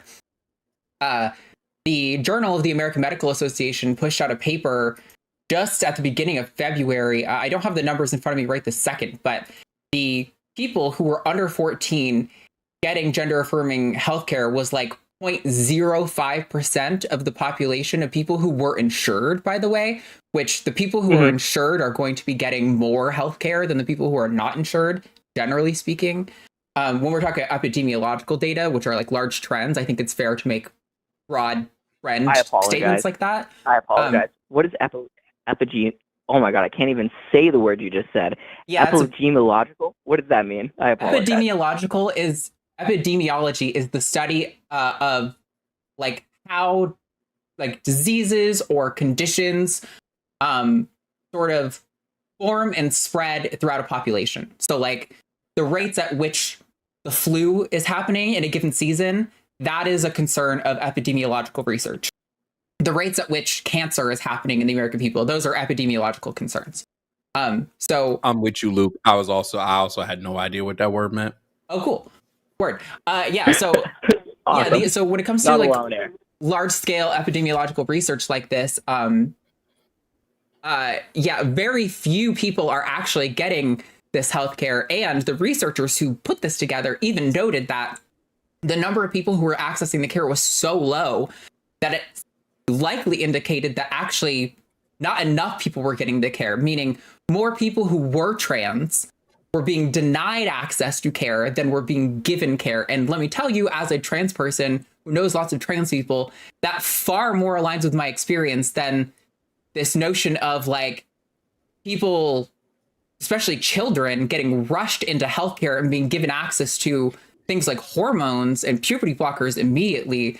There are very strict guidelines for this stuff. And as far as the data that we have on this seems to indicate that they're largely following the guidelines, which prevent, I mean, like the regret rates of people who genuinely think that transition was wrong for them, not people who detransitioned because they were harassed or their workplace was hostile, is extraordinarily low. Like we're talking about less than 1%. So I don't really think there is a problem of people getting diagnosed with trans who aren't trans. But also, I guess when we look at, I just want to really quickly, Luke. I just want to point this out. At least the most recent numbers that I have, we're looking like puberty blockers at like 1,500 kids in the U.S. Who are prescribed it in like a year's time. Like that's nothing. So like there's and I used the word earlier, there's this idea that they call it a social contagion, that like things are spreading and like it's just that people are accepting trans people now. And so because of that, and also because it's more prevalent in the news, there's a lot of a bias that we're picking up where it's just frequency bias. We just see it more because it's in the news more, right? Like it's not really like growing at this exponential rate. Okay. I mean, of course, I understand, and I just want to make it clear. Of course, I understand people know at a very young age, and I am not, discrediting anybody's lived experience going through that struggle. I understand it's overwhelming and can be a lot to kind of go through as a person. So, Arden, I got respect for you. First of all, good. I respect your journey, and I know it's challenging. However, I do think that the way that I look at the statistics is we can discredit, 1,500 being a small number. But the assumption that Arden had made during the conversation was that, the amount of people that needed gender affirming care were maybe less than they actually got. So the assumption is that the number is most likely going to grow. And my main concern is that when you take into account these situations, I understand that regret is a very, very small thing, but the physical ramifications of delaying puberty in somebody who isn't fully sure or is maybe following a group, which I know is not the majority of people by far, should be something that needs to, be taken into account. I know there are strict guidelines, Arden. I'm hoping just for my education's sake, you could expand on that. Yeah. So I'll let me write down guidelines so I can come back to that. But I just want to say that, I lost my train of thoughts. We'll go on to guidelines. So when it comes to guidelines, minors are getting put on puberty blockers generally at Tanner stage 2 of puberty. So it's not an age, it's a developmental stage. This is for most people between like 11 and 13, but I think it skews a little bit younger for girls and a little later for boys. Two can be as young as 9 in females. Yeah. So when doctors are giving puberty blockers, the guidelines say that you're not supposed to continue giving puberty blockers to a patient for a period of longer than 2 years without then either, if they started really young, say they started at 9 and it's been 11, it's been 2 years, they're still probably too young to go on to cross-sex hormones. What they'll do is they'll take a really low dose of the Lupron, the puberty blocker, and like a very low dose of whatever the hormone that they probably will take would be. After that, that's where you start to get concerns about bone density and like brain development and things like that. But before those 2 years, there's virtually no real concern, and I think it's like an average of 6 months after cessation of use, they restart their endogenous puberty. And then after that, once you've been on for 2 years, I think usually most doctors are going to say, okay, well, you've had 2 years to consider. If you still think you're a girl, you're probably a fucking girl. Yep. Okay. That makes sense. I just want to clarify my stance. I am pro gender affirming care. The question that I mainly had, and I know I started out sounding like I wasn't, so I apologize for that. My main question is, for the judicial process, not judicial, for the legislative process, would you guys prefer it's more of a federal regulation or a state led thing? I'm in Massachusetts, so my state tends to lean liberal, of course, so we get kind of different rules and regulations than around the country. So I don't know what your opinion is on that. I'm not a fan of most things being left up to the states. Just throwing that out there. I think that tends to lead to issues, but I don't really want to see legislation. I'm okay with there being a medical standard, right? Which currently we operate off the WPATH. I think if I'm recalling, we're in the 8th revision of the WPATH. I'm okay with the medical standard. I don't really want to see restrictions because typically if you do a medical standard, I think that's good enough. The only real restrictions I would say should be put on it is that like you can't force somebody into it, right? That'd probably be the only restriction I'd place on like a legislative level. Let parents make the decisions for their children. Let doctors present parents with what they believe is the appropriate decision. Don't leave it up to a governing body. Well, no, that's always a horrible idea. But I feel that I guess I don't have a lot of data to back it up. I do have, obviously, I have some family who are trans, so I have a little bit of experience with it, but not a lot. So I just, I'm more asked to learn. So I apologize. My question's not always super clear. Trying to get a little educated on the subject. I've, listened to a little. I have a study for you, Luke. I have a study for you. Please. So this is, to my knowledge, to date, it's the largest cohort study we have on this. It's called Re-Identification with Birth Registered Sex in a Western Australian Pediatric Gender Clinic Cohort. Long study, I know. It's from March 4th of 2024. What they did is the median age for birth registered males was 13. The median age for birth registered females was about 15. They did a 6-year long longitudinal study. And what they found is of all of the children who were prescribed puberty blockers or hormones, only 1% desisted. And they didn't say why, so we don't know if they desisted, which, typically, like Arden said earlier, the reason tends to be financial and or family and societal pressure. They didn't give a reason why this because it was only 2 people that desisted in the whole study. It was a study of 552 kids. But I think 6 years puts us past that initial, it puts us well into 19, 20, 21 in some cases. And like I said, only 1% of kids desisted. So we don't actually tend to see those regret numbers anywhere near what the right claims they are.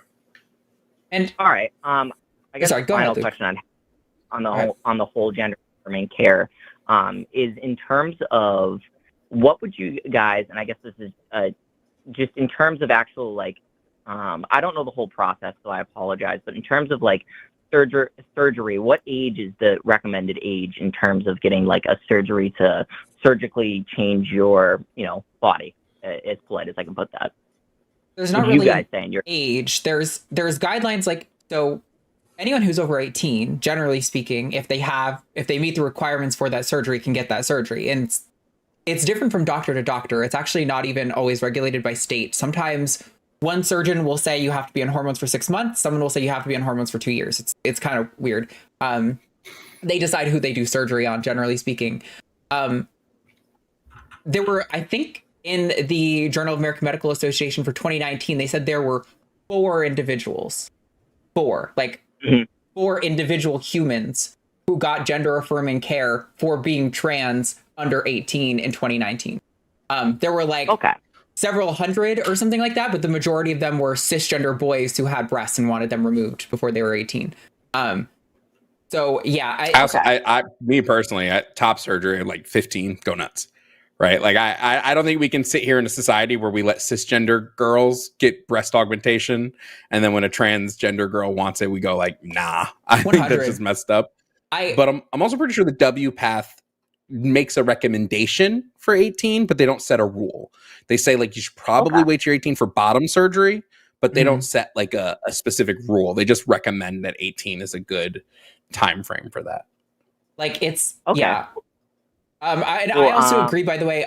I was just talking about what the rules are, but I also think that a 15-year-old trans boy, you have to remember they're wearing a binder that causes long-term, lifelong back and rib damage, and they're going to bind. You're not going to stop them from binding, so why not give them access to a treatment that alleviates their dysphoria and alleviates them from having that long-term problem? The only other thing I want to leave you with, Luke, before I let you give your last word, is you've been talking a lot in this call about, you know, the concerns for regret. What if like a cis kid, you know, gets on this care? Like how nightmarish would it be if they realize after that they regret it? And I agree, but the problem is that the regret goes both ways, and they're like 99-1. The 99 is trans people who wish they were allowed to transition earlier. Every time there is always going to be an insanely disproportionate swing towards trans people who wanted to transition earlier and couldn't, to like the 1 to 2 every so many detransitioners who genuinely regret it. And by the way, they should have access to everything they need to live a long, healthy life, to detransition as they need to. So yeah, that's my only thing. I just want to say regret goes both ways. Well, thank you guys so much for taking my call. I appreciate it. The info's been very helpful. You guys are extremely well educated on it, so I appreciate you guys teaching me everything about it. Definitely changed my perspective on things. So thank you guys so much. You guys got a subscriber out of me, so I appreciate it. Have a good one. Thank you, Luke. Have a good day. Bye. Well, sick. That was a good conversation. I always get nervous going into those things. I'm not prone to, like, I'm pretty good at sniffing out who's hostile and who's not, even when they're using like poor language or transgender ideology or some weird thing like that. No, I liked Luke. I thought he was sincere. So I always just match energies. If you're if you're saying things that are like wildly insane, if you're calm, I'll stay calm and I'll just make you look dumb that way.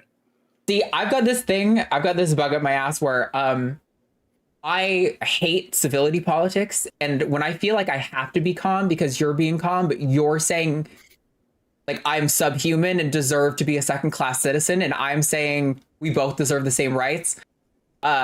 At that point, I don't care how calm you sound. Justifiable crash out. Justifiable. It's a bad rhetorical decision, I admit, because I get comments. I'm repeatedly called the mean one on the Transatlantic Call-In show. I'm the one who is mean to people. But my thing is, I just don't take bullshit. Like, if you're going to come in here, and like you're saying, I try to match energy. Like, where if you're saying bad language, but you have a sincere interest in learning and you're answering honest questions, then I don't care if you disagree at the end of it.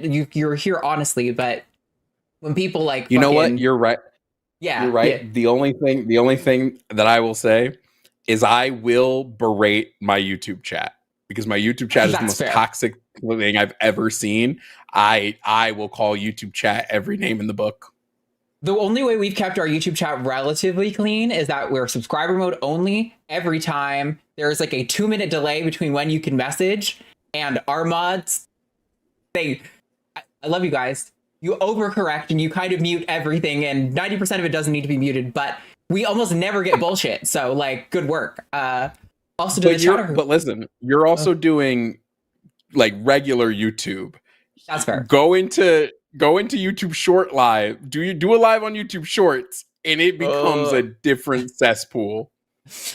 I don't know about that, man. Also to Yappity in chat. Emerald Tree Skinks, a ball python, and 2 Sericinorum geckos. This is going to be my Sonorian desert boa, and then I haven't decided what's going to go on the bottom one. I kind of want our new jungle carpet python to go on the bottom, but I'm not convinced yet. I don't know what we're going to do. We'll see. Someone asked me. Yes, that is Deku behind me over there. Yeah. So yeah. I love Deku. What a little weeb. He's next to Spider-Man, a Spider-Man thing, because, you know. Yep. They have very similar energy. Gangly young boy with big strong punches. He's based on Spider-Man. Oh, I didn't know that. That makes sense. Their body proportions look Spoiler very similar. alert. for like the end of My Hero when he starts whipping around with a literal Spider-Man power. Anyway. Oh shit. All right. We have 3 callers left. We're gonna hit them all. I'm not gonna hit you. Nat, they them from Brazil is an atheist who says, how do state laws protect queer people from federal law or executive orders? So, okay, Nat, you are live. Why don't you clarify your question for us? First of all, hey Arden, I was here yesterday, and hey Jovan, I've seen your videos recently, and they're really good. Hey, yeah, thanks. So I've always had this question because usually here in Brazil, federal law kind of not really dictates, but states often tend to follow federal law. Mm-hmm. And yesterday, I think it was Lux that moved to a blue state. And I was wondering how, for example, if there is a federal law, an executive order that says, hey, we're banning queer people, how can state laws, or how can the state protect queer people? Can, for example, California, which I know is a safe haven, be like, no, we're not going to follow that. Queer people are cool here. Kind of. It's a really weird legal gray area where there are some federal laws that states can like just blatantly ignore, unless you commit the federal offense on like federal land, then you're kind of screwed. And then there are some federal laws that states are like bound to enforce, and it consistently changes. And I'd love for it not to, because it confuses me. Yeah, and unfortunately, what Trump is doing is trying to kind of circumvent that, in that like he's often doing things like saying, I'm not going to pass a law saying you can't give trans healthcare, but if I find out that you're a hospital that gives trans healthcare, we'll remove your federal funding to minors. So it's like, in a way, he's kind of circumventing state law, because he's not saying this is like a legal, or this is like legislation that I'm putting through. He's trying to just say like, this is how we're going to enforce the existing laws. And so, yeah, it's messy, it's complicated. And that's part of why when trans callers have been calling in and saying like, oh, what do I do? For the last few months, I've been saying, I don't fucking know yet. I'm sorry, but I just don't know. One of the complicated things, it's basically down to, will the federal government enforce it? So like if we look at like marijuana is illegal federally. Some states have made it legal because the federal government just said, we're not going to enforce this in the states that have made it legal. If the federal government said we want to enforce it, it would probably go to the Supreme Court. And then the Supreme Court most likely is going to look at the supremacy clause, which says the federal government has final say over the states. And then, so, I mean, you have a lot of states that are saying like, hey, we're willing to be sanctuary states. We're willing to put it on our book, so we won't prosecute you. And as long as the federal government, who claims states' rights, as long as they don't prosecute, then, you can have a state like California, which allows for gender affirming care, and have kids move to California and receive this. But if the federal government decides we want to ban it federally and put a law, then if they enforce it, kind of screwed. Yep. So it's a matter of if the federal law really, if basically they care about it enough. Yeah, basically. Pretty much it. Like you're not going to get hit federally. Like in Colorado, you're not going to get hit federally for marijuana unless you're like trafficking it, and like you're purchasing a bunch of it in Colorado to go somewhere else. Federally, they could put a federal abortion ban, and you could still technically go get abortions in New York as long as the federal government doesn't decide to prosecute New York for every single one of them.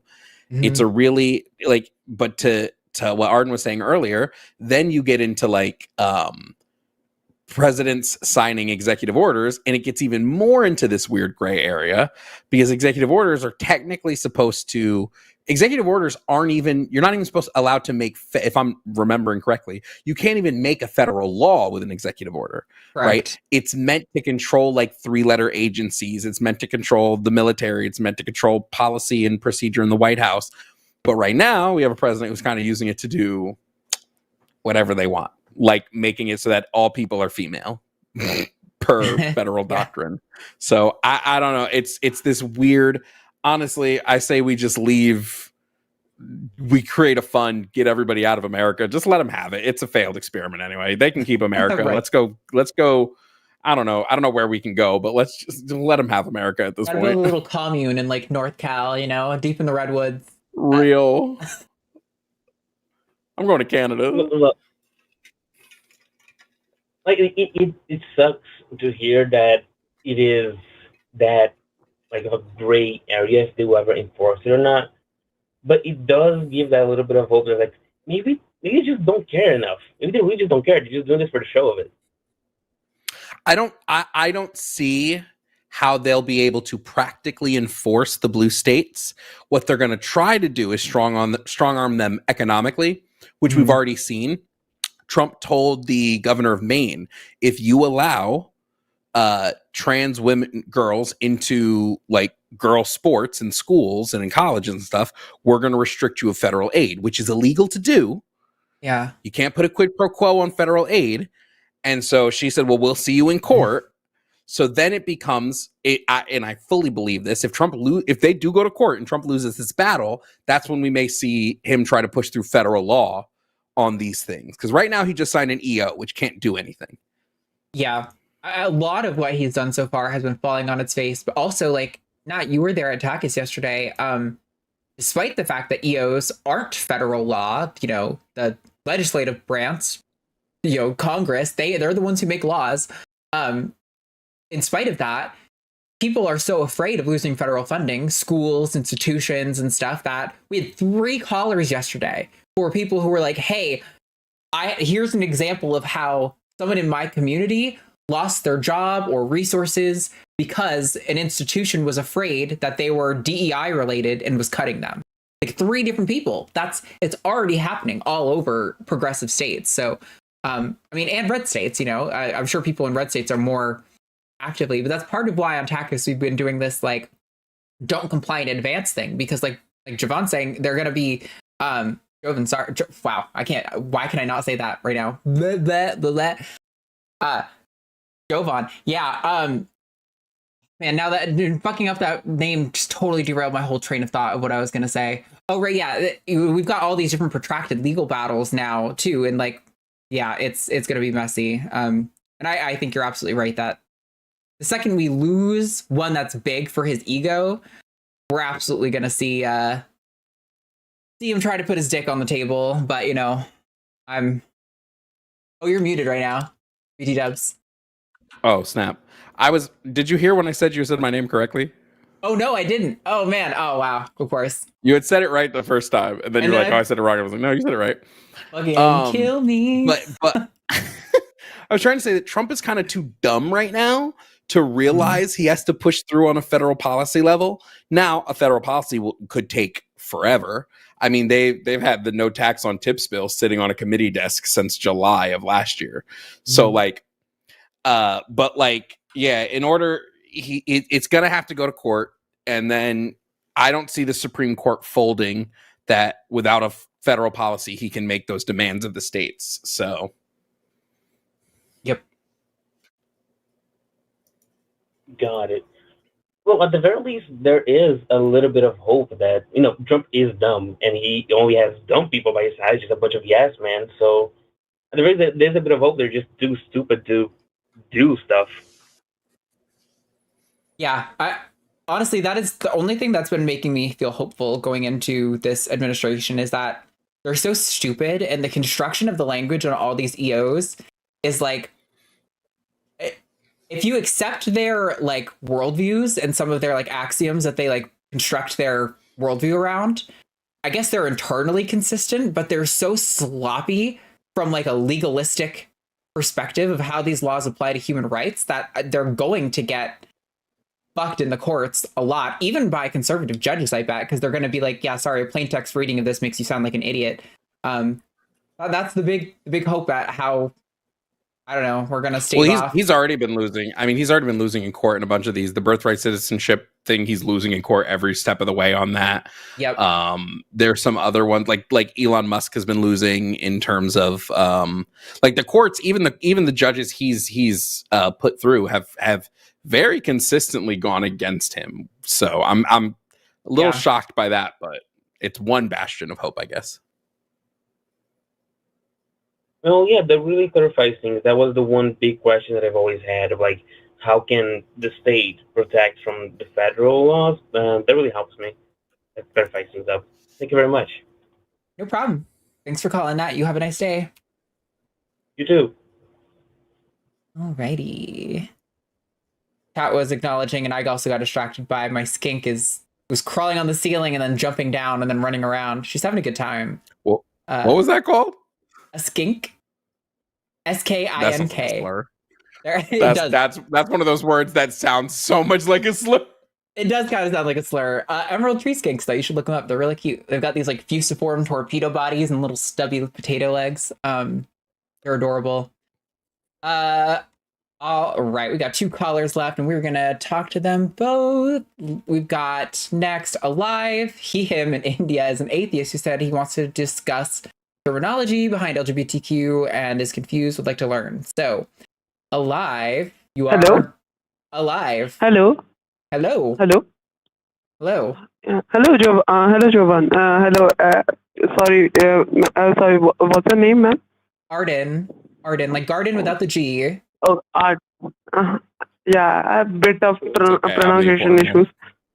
Just kidding. Yeah, I'm a bisexual, and I want to discuss some things about this terminology. See, in India, the Hindu culture mainly are quite comfortable with intersex people and sometimes with trans people, but they have a very big issue with what do we say, the same-sex relations and etc. Okay. Yep. The thing I see now, कि whenever we go with the terminologies we use, say for until it's gay, lesbian, bisexual, they get it. But whenever we get into a bit of depth, the problem is that they unable to understand, and it starts to get a bit confusing. It means even I get sometimes confused between the terminologies. So what do you think? The detailed terminology we go with the means every time I go to someone with the detailed terminology, isn't it creating an issue like they already don't they already don't like you that much, and yet you are making it one step more confusing? How to deal with this terminology issues and etc. What's your view on this? I actually have recently been watching some hate videos about me that say like, oh, well, I explain things a little too much and I make things too complex. But I mean, me personally, I like being very specific and I like being very encompassing of the modern science and stuff. So I understand that for some people, like when I get asked what is a woman and I give my definition, that's going to send a lot of people's flags off. But like they're going to do it anyway because they're not trying to create a worldview based on information. They're trying to create a worldview and then force information into their worldview. Yeah. So no matter what I do, they're never going to like. It's an uphill battle for sure. And I don't necessarily know that there's an end point, but like, yeah, I don't know if any of that makes sense. Yeah, I'm right there with you. I think what you're talking about, Alive, is really just the fun of being a marginalized person in a world built for a hegemonic class that you are not in. It's a real good time, you know? This is just definitionally what it means to be marginalized, right? Like, it's not like you're asking for their world or their day-to-day life to meaningfully change it all, but merely you asking for them to use certain language to identify what you are or to interact with you on certain topics is asking them to change their entire paradigm in their eyes. Like that's just marginalization as far as I can tell. And it sucks. Yeah, I'm sorry you're going through that. Genuinely, I would also like a world where everyone wants to know the other person in detail, but we know we lived in a very effed up world. So Mm. so how to deal? I don't get it. Means sometimes happens when I have some LGBTQ friends. So when I go to them and when we are discussing about that people don't get us and etc. So Mm. I suggest them that rather telling them in detail, talk to them in the fool's language. Tell them what they know. But the question the thing they say that if we give them a fool's kind of definition, they will go on with their life with that, and say for uh, Oh. turns out tomorrow the sons or daughter turns out to be anything, any of the gender or any of the romantic orientation, and they will see them with the same stereotype if we gave them that. And there is a lot of stereotype. Means I believe Mm. the third world countries are are not speaking about this just for the reason that they have their own problems, or else they would be more toxic than even America right now. Yeah. Literally here, if you play BTS song in public, even if you keep a BTS ringtone, you are a gay. Yeah. I mean, to be fair, aren't you if you listen to BTS? Just kidding. Yeah, no, I like what you're saying though about like I understand what you're talking about where like when you're trying to talk to them using the fool's language, it sounds like you're saying like you have this concern that they're going to then walk away with a flawed definition because you were kind of operating on their terms. And I understand that concern. However, I do think it is unfortunately the only really way that we have available to us to like help people grow and expand their understanding of concepts and definitions like that. Like that's why when we're teaching kids basic biology or basic chemistry or basic math, we often teach them a untrue concept of many concepts within those concept of a concept, sorry, redundancy. We teach them like an untrue concept about the topic because it helps them to wrap their mind around it. And it's true, generally speaking, for a lot of the time. But then once they get, more established, they're able to finally contend with the different nuances in the topic. And I think that's what's going on with this whole like fool's language thing. And I like how that's a good term. I do that here on the line all the time. You hit the nose.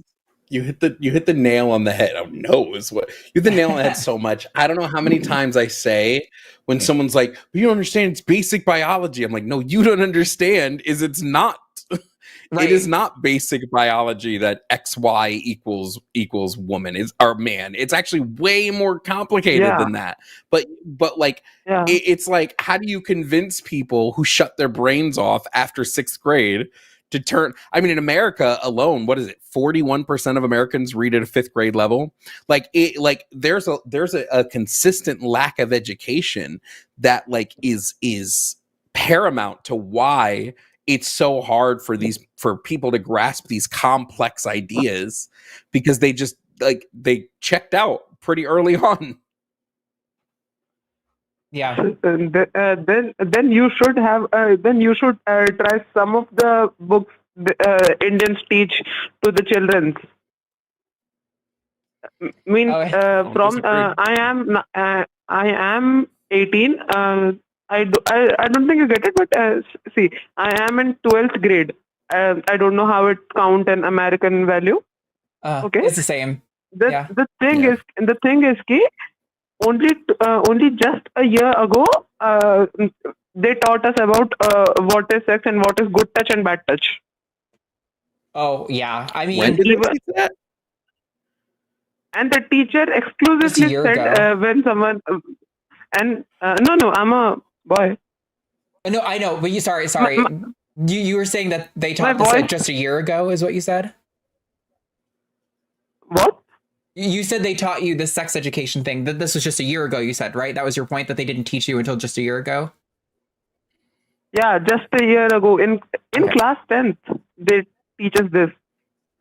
Yeah. And I mean, even in that, the teacher exclusively said that people with a penis are men and people with a vagina are female. yeah. I mean, it's the frustrating thing where it's like, it's probably, I wish people would use normative statistical language with this, because I have no problem with somebody saying that the majority of women are female, the majority of women are going to have a vagina. Like, that's just true. Yes. Literally, like just throw the 99% word of people typical are in front of it and you're yes, exactly. Like 99% of people are cisgender. There's nothing wrong with that. But yeah, I mean, it's frustrating. I like that, Jovan, you were saying that earlier you had for your show earlier the like comprehensive sex education K through 12, and I'm so with that. Like, there's ways to talk about sex for children that help prevent like sexual assault and things like this, because they're able to actually accurately report it to the adults in their life.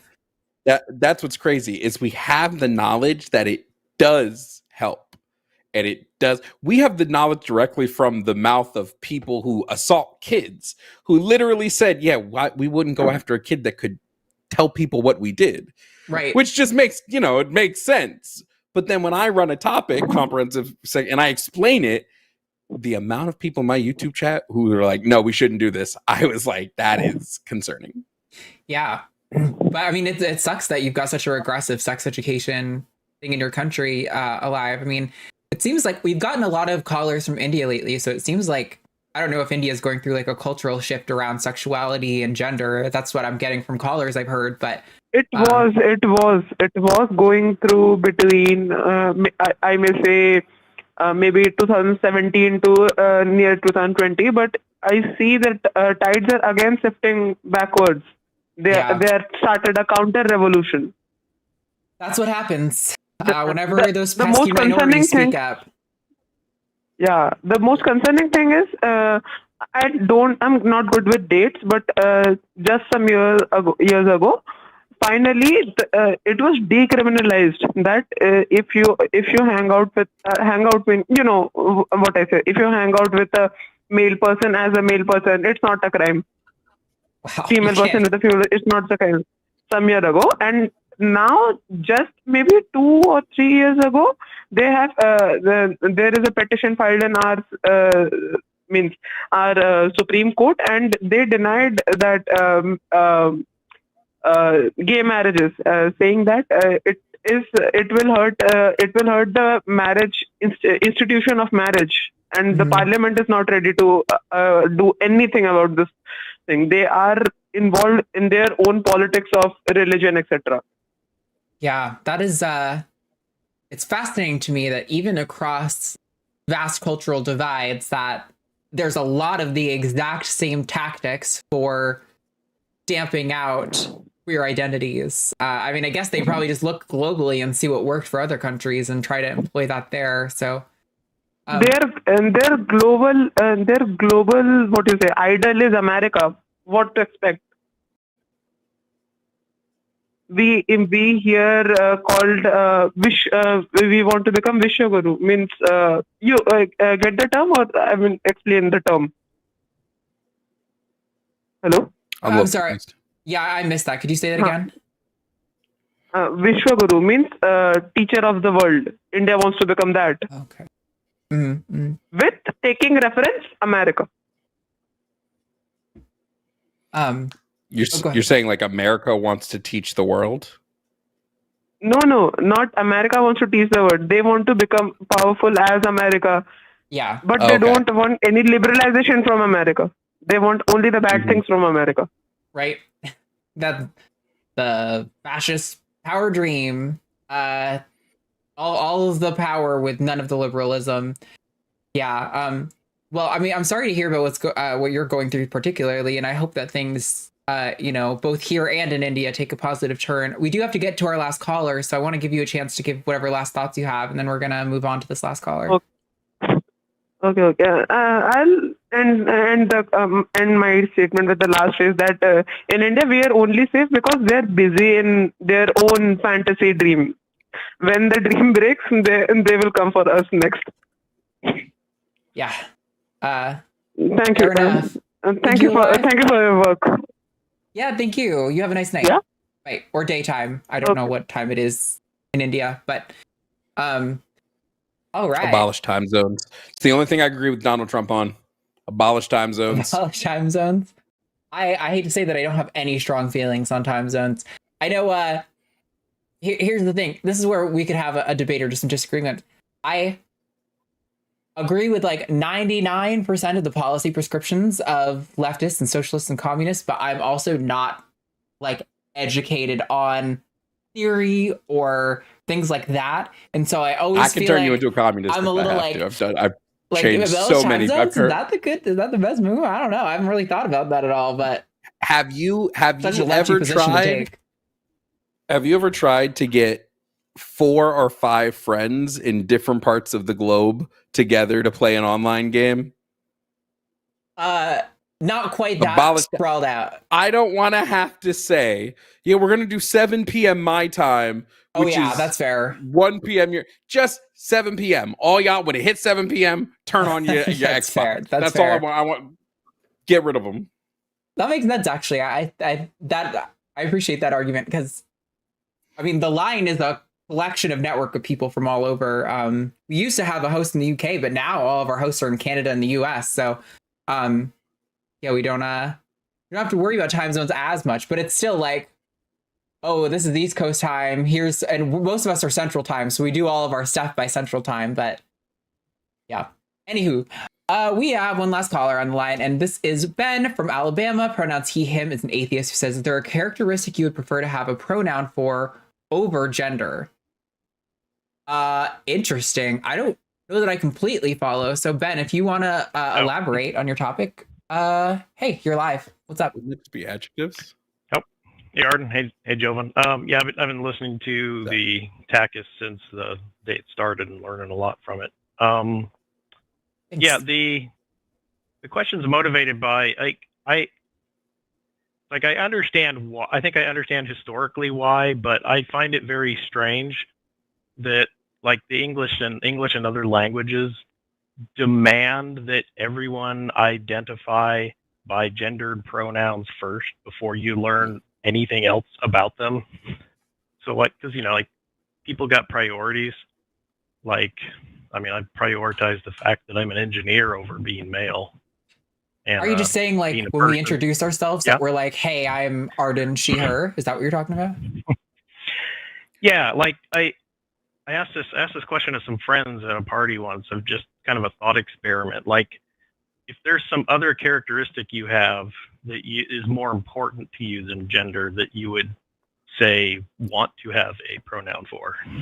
I don't know. They used to do that to us a long time ago. Oh yeah. I'm okay with gender. Because the opposite for my group of people wasn't the greatest. Oh. Yeah. I don't know. I mean, I feel like our brains just naturally gender things. This is where I was talking earlier in the show. I was talking about like epigenetics and neuroplasticity. Like our brains just kind of instinctively gender things. And that's probably because like typically like our sex is dimorphic in nature. Like it's probably like just from a long, thousands upon thousands of years of like male and female. Because even though intersex people have existed, it hasn't been as prevalently studied until like modern medicine. So it's probably just that's caused our brains to just naturally go, oh, man, woman. Well, in a Western society, obviously it'd be different if you're in a different societal makeup. But like I don't know, maybe. I mean, a lot of people call for gender abolition. I just don't know that it's possible with the way our brains are wired. Yeah. Yeah, I was thinking. Go ahead. Yeah, like kind of big picture. I was thinking. I mean, I would be happy to give up. I would be happy to give up my gendered pronouns if it helped everyone else out. Because it's like, okay, I'm male, but I don't care that much. I hear you. I would love to live in the like gender abolished future where I don't have to give pronouns. I don't really have to talk about any of this, and I can just do the things that I actually like in life, which is like go to theater and watch superhero movies and play with my reptiles and play games and like, I don't know, anything that's fun, but I Yeah, I mean, like, I that's just not the world I we just live am in. very much in the camp of like, I don't know that we're ever going to be able to do it. You know, like I I said, agree. we're our it's just that we are like hardwired. Like there's a reason almost every language is gendered, right? Like you could obviously say like some languages in some parts of the world should be, but even languages that have been like untouched by colonization still ends up being gendered. I mean, a friend of mine was telling me that in Hong Kong, there's only one personal pronoun for everybody and everything. Yeah, I mean, but he also said that they're very chauvinistic too. Yeah, they actually also like. It's funny because I agree with what you're saying, Jovan. That generally speaking, gender stuff is in every language. Chinese they have always been extremely chauvinistic, but they did also have this gender neutral pronoun. But then colonization happened, and guess what? They now use gendered stuff again. So, oh, yeah. I don't know when I think about, you know, because the other side of it is like, let's say we go to gender abolition. I don't know. I like being a man, right? Like my internal sense of self is just man. Like he, him sounds right to me. Like it feels like what I should be called. And like if somebody calls me something else, I'm like, well, that could be again 32 years on this earth of being called he, him, right? So now not being it would be so I don't know. I always see a double-edged sword when we talk about like at gender abolition. And then when it comes to your other point, like what is something we could label ourselves as beforehand? I just worry that if we do it based on occupation, that's going to become a class issue. If we do it about skin color, it's going to become a race issue. I'm trying to think of like what's the thing that we can use that won't make it like even gender has sexist and patriarchal issues. Is there an identifier in humans that will make it so? Now I'm just thinking about that Fairly Odd Parents episode where even the gray blobs were the grayest and the blobbiest blobs. Yeah, I don't know what that trait would be. I might be a tad transhumanist, so it's like I'm not as attached to these human identity things as much. It's more like I look at them as like adjectives, really. That's fair. I mean, I think they should be functionally viewed as adjectives. The only reason pronouns would become important is because whenever somebody was like, hey, I'm actually a girl, conservatives would get so fucking triggered about it that it had to become a conversation that we had to have. Rather than people being rather than being like, oh, you know, he said this and they're like, she. And you're like, oh, okay, she said this. Like just being a normal person about it. My sibling's trans and they just changed their name. And I dead named them on our family phone call the other day. Gasp. And then I went, oh, sorry, I mean Cole. And that was all that happened. You know, like that's really how it should be. There is one, maybe two. There's two things that we're allowed to dead name. And it's Twitter and the Gulf of Mexico. Oh, true. Absolutely. 100%. Well, I've been kind of smushing the two names together and calling it Shitter. Xitter. I like that. Nice. I like that. Because it sounds like shit. Instead of a tweet, you do a XIT shit. Yeah. I'm only going to say this because I think Arden, being a musical lover, will understand the reference. But somebody in the chat had said, "Well, what if we go by like special interests, so like nerd, jock, spot?" And all I could think is that now we're gonna have a stick to the status quo moment from High School Musical. Yeah. Where people are like, I know I'm a skater, but really I'm a classical violinist. I like to pop and lock. I bake creme brulee. Yeah. Oh God, it's like the whole nerd geek dork debate. Yeah, he's referencing High School Musical. They made a song out of like when you try to deviate from your clique, you're bad. Oh, stick to the status quo. Sorry, I was doing this all in this together dance in my seat. Yeah, I mean the main thing I like asked the question or brought up, you know, like the engineer one is more like that's something, you know, if given the opportunity, I would choose over gender. It's not like something I'd want to force on anybody at all. It's just, yeah, it's like, you know, what's important to you? I get you. And, ultimately, I think, like, I was even writing, like, some far future story where I was just using the letter E as a pronoun because the people were beyond gender, like, and beyond, well, What's everything. that? What's that? Oh my gosh, what is that short story where it turns out that the supercomputer is God? They do that where I think it's Isaac Asimov, but I might be mistaken. Where in the future we all go by. Yes. And so in the future, like we all transcend gender and stuff. So we go by like Q, or like we all just call ourselves the same thing because names sort of become meaningless as we all become a collective. Like Q in Star Trek. Yeah. They're all Q. You know what?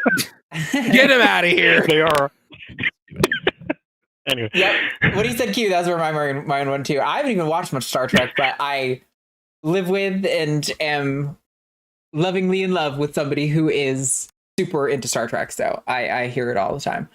But I hear you, Ben. I would rather talk about, like, identify myself as like an artist or a creative or a person who works with animals and stuff like that. But that's just not the world we live in, unfortunately. But I appreciate the sentiment of, like, gender should be like just an irrelevant fact about me, not like a important thing that I spend time on. I'm gonna say Star Trek. Hi. Sorry, Matt is walking in the room. That's what's happening. Oh yeah. Go ahead. I had a little malicious compliance at work because I work at a government agency, and they deleted the part of the address book where you could put in your pronouns. So I went and changed my name and email to just my first two initials and then my last name. So it's now ambiguous. Yeah. Is that a snake? That is a snake. This is a carpet python. His name is Tarzan. I was going to bring you the such new a one. sweet boy. No, that's Jane. What I learned is I will this is never go to Jane. Arden's house. I brought her up from downstairs because Nova little was girl. Oh, I love her. Nova was throwing a little fit, and I was sure I was going to get bit. So I'm like, I will bring Jane up. I feel so bad for this caller. They totally got sidelined. I'm sorry. I heard I Star love Trek. snakes. You're love fine. snakes. Yes. Well, I appreciate you calling, Ben. Is there anything else you want to add before we shuffle you off? I'm sorry. We kind of like. Oh no. Okay. No, I think that about covers it. Thanks a lot. Cool. Have a good night, Ben. Thanks for calling in. We appreciate you. Alrighty. Stuff you know. You said never go to my house. Snakes are awesome. I don't do reptiles. Listen, I've just gotten used to the lizards in Florida.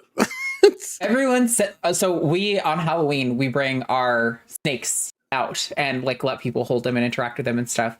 And every time I'll be like, "Hey, do you want to hold a snake?" And every time they're like, "Oh no!" And then they sit there and they're like, they think about it for like 3 seconds, and they're like, "Okay, yeah, I kind of do want to hold it." I'm like, "Yeah, you fucking do." And then they hold it and they're like, "Oh, this is awesome." Nope. I'm sorry, it must hurt to be so wrong. I don't tend to say this in other people's streams, but that's some white people stuff right there. I need to listen. Did I tell you how many reptiles we have in our house? How many snakes? Yes, go ahead. Well, I would like to, but unfortunately we have so many that I can't give you a number. I can tell you how many species I have. I think it's like 15 or something like that. 2 different species of house snakes, carpet pythons, ball pythons, corn snakes, rat snakes, hognose snakes. This is like underwater milk snakes, like nails on a MBK. chalkboard. I can like feel it in my spine. They're so cute. I have a little girl in Listen, there. I watched the movie Anaconda as a kid, and it traumatized me for life. So, well, no snake would ever be that. They're the least scientifically accurate depiction of snake behavior in the entire world. You don't know. What if an anaconda like that is real? Actually. And what if the only saving grace I have is he didn't eat LL Cool J? That's fair. Although, see, this is why I hate movies like that, because they depict snakes as something that's going to like chase you down. and a snake will literally never chase you. There has not been a single instance. People lie. There's not been a single instance of a snake chasing somebody down. Snakes don't chase. Arden, I've read the Bible. Okay, the snake is the trickster. So you got me with that one. Maybe they're just biding their time. They're just waiting. Yeah, people joke about that all the time. They'll be like, there's like this joke that everyone's like, oh well, I knew somebody whose uncle had a Burmese python and they let it sleep with them, but then their vet said that it was sizing you up to eat you. And I'm like, that's not how snakes work at all. They don't even have the brain structures to think in a way of like, let me size you up to eat you in the future. You need a prefrontal cortex for that shit. You don't know. I feel like they might. Okay.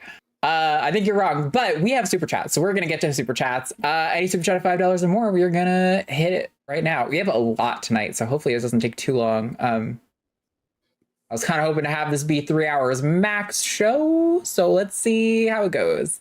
If you want, we can alternate reading them, because people will often have ones like specifically for you. $4.99 from Stomp. So glad to see Jovan here. Your necessary condition argument is unbeatable, and I hope to see more of you on this platform. I do like that. It's a good way of phrasing it. I didn't get to use it. Oh, it's so good. It's literally, it's the defeater every time. Yeah, and we got some new callers from your show, which is good, but none of the like spicy sorry, trying to censor myself. None of the spicy chuds who like to call in and are really stupid like to or willing to. If you ever want to do this again, I will co-stream and I'll be on YouTube with your call-in number on my YouTube. Then we'll get then we will get the no, let's do that. I want to tap into your audience of crazies because they're fantastic. You want to do this one? Oh, sure. It has my name in it, and I hate that. Jovan, you've awesome content. Love to have you on. Arden, I love you so much, but I got to give a warm welcome to Jovan. Hey. Nice. Thank you. We got $5 from Tenacious T, legendary duo. Good to see you on the line, Jovan. Oh, I should have said the person's name. My bad. It's fine. They're just happy to hear us say their thing.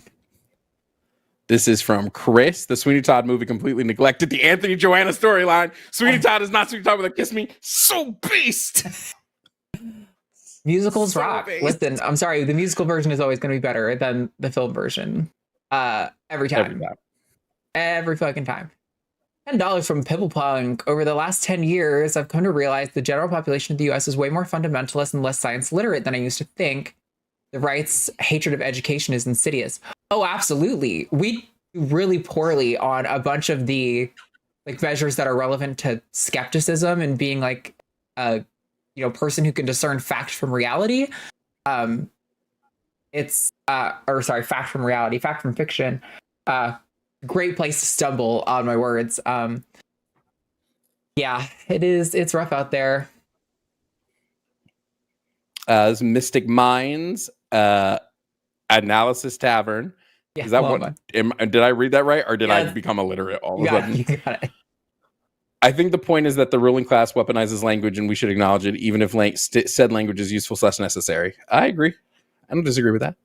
Yeah. If that's the point that Mario was trying to get to, I agree with that. Well, that was what I was trying to get him to, but I wasn't able to get him there, and maybe that's a fault of mine. I don't know. $20 from Heathen Granny. The whole reason why men perform better in sports is because men's sports are better funded, better coached. These motherfuckers who say they care about women don't actually give a fuck about women or women's sports. Oh, absolutely. Low key, that's a good argument. I know Lux brought up yesterday, and I totally agree with it, that stereotype threat is also a significant thing. It's well documented that women in fields where men typically perform the best, if you tell them that men perform better on that thing, even when we have controls that show like they do great without it, the second you say that, women tend to perform really poorly. Stereotype threat. That goes for other minority groups as well. Stereotype threat is fucking shit. It sucks. And it's how they reinforce their power structures. Anyway. This one is this. I think this was Mario. Yep. The bourgeois social constructs are part of the superstructure to the base of class relations that keeps the working class from seizing the means of production. Marx called them the flowers in our chains. True. Dick. But I do think one of the things. So as a Marxist, one of the things I acknowledge is that Marx was also kind of racist. Like, didn't really like black people. So I do think that there's, when he's like, well, we need these. Okay, You mean I'm late a Marxist, 18th by the century? way. I just, Was Marx, it yeah. Yeah. Late 18th century political guy was racist. Shocker. 1840s. Yeah, I when he also wrote, like this is my thing. So I struggle with claiming political labels, particularly because I feel like it comes with baggage that I don't like and don't want. I'd rather agree with or disagree with specific policy positions. And this is part of the thing that I struggle with identifying as like a socialist or a communist, because I agree with a lot of the policy prescriptions, but I always feel like I haven't read all of Marx. There's probably tons of things Marx has said that I disagree with, even if I agree with like the broad strokes of his like worldview. So yeah, I feel always hesitant personally in those labels, but it's also because I haven't read the shit. So I'll make you a communist, trust me. There you go. You're gonna turn me. I think $5 from Monkey a Typewriter. Tell me Serena Williams can't hang with the boys. Do it. I dare ya. So telling these dudes care only when they can weaponize their concern. Yeah, I mean, to be fair, Serena Williams has said something like male tennis is a different sport than female tennis or something like that. But she's misquoted. Oh, is that a misquote? The full quote is she said, "Give me time and I'll be," because she was, when they asked her, "Do you think you can hang with the men?" It was like super early in her career. It might have even been when she was 17. So she was like, "Yeah, just give me some time and I'll be able to hang with the boys." I can't believe I've but been that part is always conveniently left out of the quote. Let me pull it up and make sure I'm not like talking on my ass, but I'm pretty sure that's the whole quote. I've been repeating that with caveats for not a lot, but I've done it a handful of times. So I could probably count on one hand. But I am so glad to know that that was a misquote from earlier in her career. That makes so much more sense.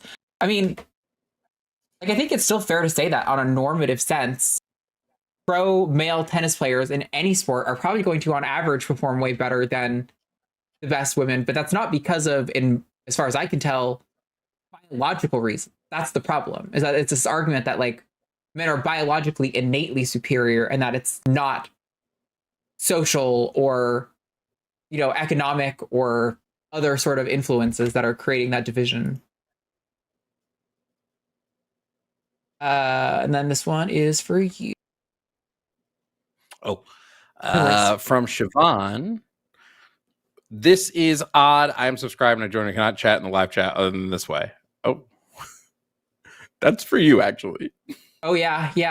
You might have gotten snubbed by our mods. So we'll have to see if we can go through and like check if you got muted or banned. If mods know, let me know.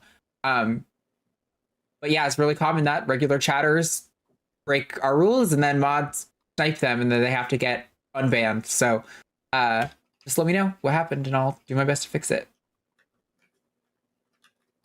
$5 from Pibblepunk. The transports debate isn't a debate. It's propaganda campaign designed to promote bigotry. Yes, Jovan, love the chaos gremlin energy. Right on. Wild card. Dominic Mancini. I'm hoping that's right. Hi, Arden and Jovan. Just popping in to send this super chat. Then I'll catch the show tomorrow. Super excited. Just got paid, and this is the only money I'm spending today. Yeah. Economic blackout. Economic blackout, baby. Right on. Thank you. $10 from Bomb Poppy. Do your homework on Arden and Jovan. That's a Jovan lore comment. Oh, okay. Do I your was like, homework. I don't know if I get that one. Bomb Poppy's one of mine. If y'all want to, if you look on my page, you can find the full, I think I titled it the J-Man Quadrilogy. If you want to go watch one of, if not the dumbest person I've ever talked to. But yeah, do your homework on doing your homework. I wonder if J-Man is, I think there was a guy called J-Man who used to all the atheist shows years ago. What if it's the same guy? It might. I mean, it might be. Was he a young black dude? I don't remember. Chat, let me know if I'm talking about the same person or if you guys think I'm totally off based on that.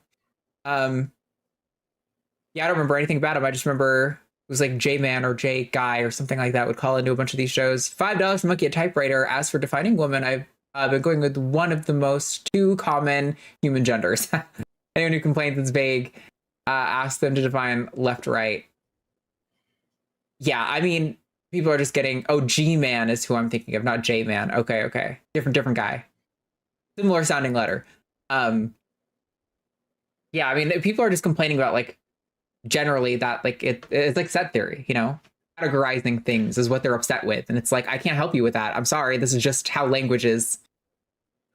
But also just remember, they don't care what our answer is. Like, it's why I don't even give my definition of a woman anymore. Like, unless somebody's asking genuinely, they don't care. Because if you say, I'll say something that's based on sociology, psychology, and neuroscience. And their response will be, but it's not adult human female, so you're wrong. And I'm like, no, but our whole argument, like, it's just presupposing the whole argument. Yeah, exactly. The whole point is that you're supposed to defend your definition, not just say it's the one. Like, I don't care that you think it's the one. I want to know if you're right that it is the one. Yeah, frustrating. That one's for you. From ZM, thanks for what you do. Right on. Thank you, ZM. Nope. I think we've got like 28 or so super chats left as of right now. Although I'm sure more will come in. $10 from Lou. What pisses me off the most is that none of these oppressive EOs help literally anyone. Oppressing GRSM minorities doesn't make eggs cheaper. Fucking with reproductive health care only kills people. Yeah. I mean, and that's what I've been telling people to harp on when you're having discussions with your family about these things, is be like, what has he done that's actually helped you? What has he passed? Name a policy. Name one policy he's done that's helped you. Also, keep in mind, the executive orders it's not even like they're not helping. They're actually negatively going to impact. And if you want to dunk on a Trump relative, I'll give you guys an easy one. Ask them, you ready? You got to do a gotcha. You have to say, hey, look, Kamala Harris wanted to put through an executive order that meant she could bring anyone into the White House and give them classified information and security clearances without being vetted. And they'll be like, oh, how dare she? And then tell them that Trump actually did that on his first day in office and watch them squirm. Yeah. Oh, yeah. Watch them. The cult conditioning will kick in as they try to explain why that actually makes sense and is totally based and good for the American, for everything, you know, fucking wild. There we go. That one's for you. Mario again. Whiteness is false consciousness, another bourgeois social construct. No one gets any of their needs met from being white, only brittle ego BS. I might disagree. A lot of people got their needs met from just being white. But yeah, whiteness is just a force created to oppress people that aren't white. We don't fuck with whiteness over here. That sounds wrong. Don't clip that. We know what you meant. $10 from David Haxer says, if only they had a banana for scale. Who? Damn, you know internet speak way better than I do, because I could not have read that name so smoothly. David Haxer, yeah. He's regular chatter, so I've been able to take my time sussing out how to say that correctly. This is TT Gangan said, regarding the grammar reporting robber, hashtag not all Brits. Awesome seeing my two fave hosts on the same show. Not all Brits. Oh, man. Too many of them, though. $20 from Mr. Boricua 10. In the Latin space, there are plenty of bad isms, especially against LGBTQ and nuns. It's seen as huge failure of culture and race if one doesn't conform to the highly conservative monoculture. I'm quite weary of it all. Yeah, I'm definitely aware that there are a lot of bad isms in sort of like the Latin culture, a lot of machismo kind of stuff, right? So, and heavy. And remember, that was all mostly all brought over by colonization. Oh, for sure. Like, Mexico did not start out as an entirely Catholic nation. Catholicism started on the other side of the planet. Fucking, you want to talk about a pedophile cult who ruins everything? Oh, I didn't say it. I did say it. And I'll say it again. And that one's you. Oh, is that me? Yep. Okay. Monkey at typewriter again. Robert up here thinking that we threw Earl Grey and pronouns into the Boston Harbor. Attack on the English people, like it's the fucking Blitz. We threw our pronouns into Pearl Harbor. It's so good. That was pretty good. Pretty good line. We've got $5 from Renegade Sapper paying money to hear Jovan call Robert a colonizer. Well, he's British, so by nature. By nature. TT Gangan again. I take it back. All our enemies of U.S. English up the mushy peas. Hell yeah. Fuck the Brits, man. Except for the ones I like. But it's a case-by-case basis. You start with a presumption of being awful, and then you pass the like, okay, you're all right test. I don't know, but beans on toast still looks good. I can fuck with beans on toast. People mock that, but I get the beans on toast. There's other weird. To be fair, I've never had blood sausage, but blood sausage just rubs me the wrong way. I'm like, even the name, why blood sausage? No. $10 from Braxton. Is it me or does Robert sound like the brain from Teen Titan? I don't remember the brain from Teen Titan. Yes, Arden, I love you. Under other circumstances, I'd pick you, but since Jovan is here, hashtag Team Jovan. Nice. I appreciate it. Gang. From Quantum Chaos. Robert refusing to address Arden and only speaking to Jovan. Toxic gender affirmation. That just reminds me.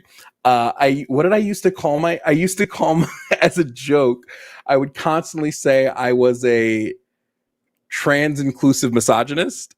Nice. So as a joke, I would tell people like, yeah, I'm going to affirm your gender, but I'm also going to tell you to go make me a sandwich while I do it. Oh my God. No, that's funny. Yeah, the colored, I don't know if it was quite as bad as what colors do to Promise a Lot, where they just like completely ignore every word that came out of her mouth. I think he got triggered that I was being mean to him and was like, thank you, Jovan, for not yelling at me and treating me like I'm big and stupid. And it's like, I'm sorry, but you just are. I don't know what to tell you. I need the video. I need that one so bad. It was so good. Wild. Anyway, is this one me? I don't remember. $5 from Robin Webster. You need to stop using confusing word. Thanks, Robert. Hashtag Team Arden. You people. Yeah. What do you mean, you people? You people. This was from Winter. I'm pending on the website. Let me get a chance. Okay. $5 from Pibble Punk. I didn't know until I was 27. You can't just assume everyone has all their stuff figured out as children. Hashtag Team Snacks. Yeah, I don't know that anyone is assuming people can't figure stuff out as children. I think quite the opposite. I think people think you have to be like 60 and married and have 4 kids before you can accurately determine that you're transgender. Like, get the full male experience in America, and then you can decide. Even then. Mr. Bodiqua 10 again. Oi, Robert, you have me going 6s and 7s, bruv. You got me bleeding head banging against me wall here. This be the behavior of a right cheeky little so-and-so. What gives, mate? Wait, that was Australian. Wanna have a go at reality? That was pretty good. Super chats. We need more super chats for the accent. That was pretty good. Those acting chops coming out, you know? $5 from Lou. These people are always so concerned about trans kids, but somehow never concerned enough to actually look up how these guidelines work. Yeah, I mean, I treat every caller like that as, you know, sincerely just misinformed, mostly because there's a lot of people in the audience who are misinformed and I really want to impact them. But if I'm being honest, whenever somebody comes in and they're like, I have strong feelings about the guidelines of trans healthcare, but I don't actually know anything about what impacts the wellness of kids generally or trans kids specifically, or Like, you're full of shit. If I you think come to you're a me- Russian bot, probably, honestly. If you come to me and tell me I'm against gender affirming care and you don't know the standards of care or how things are diagnosed, then I'm going to tell you you're angry at a boogeyman. Yeah, absolutely. You can be you're angry at a straw man. Like, it doesn't actually exist. Oh, Ember! It's my 1-year HRT anniversary today. I've never been happier with myself. My only regret is all the years suffering needlessly before. Be you. Ember stuff is great if you've ever seen it. Yeah. Yeah, I think I've been on, I don't know if I've been on Ember's personal channel, but I've been on Transpositions, which is like, another one she's a part of. Love Ember. She's great. We've got, also, she has a lot of positive stuff, which I love. Her whole thing is like trans positive news, which I'm like, yes, please. The world is awful, and I need a, oh shit, please don't do sound. Oh god, sorry, I fucked something up. Positivity is needed. Anyway, $5 from Pimple bringing out I was trans literally saved my life too. For all those years, I knew something was wrong, but I was just fundamentally broken. Yeah, I mean, I don't know.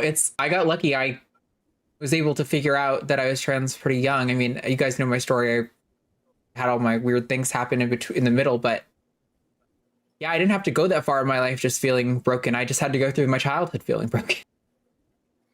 Yeah, I had a guy on my stream the other day, and I was like, listen, I'm very much in the camp of I'll have the debate on sex and gender. I'll have the debate on like what a woman is, but like don't ask me what trans people go through because like I will never be able to even remotely understand. Mm-hmm. So like, because he was like, what do you think that feels like? I'm like, how am I supposed to know? I have no idea.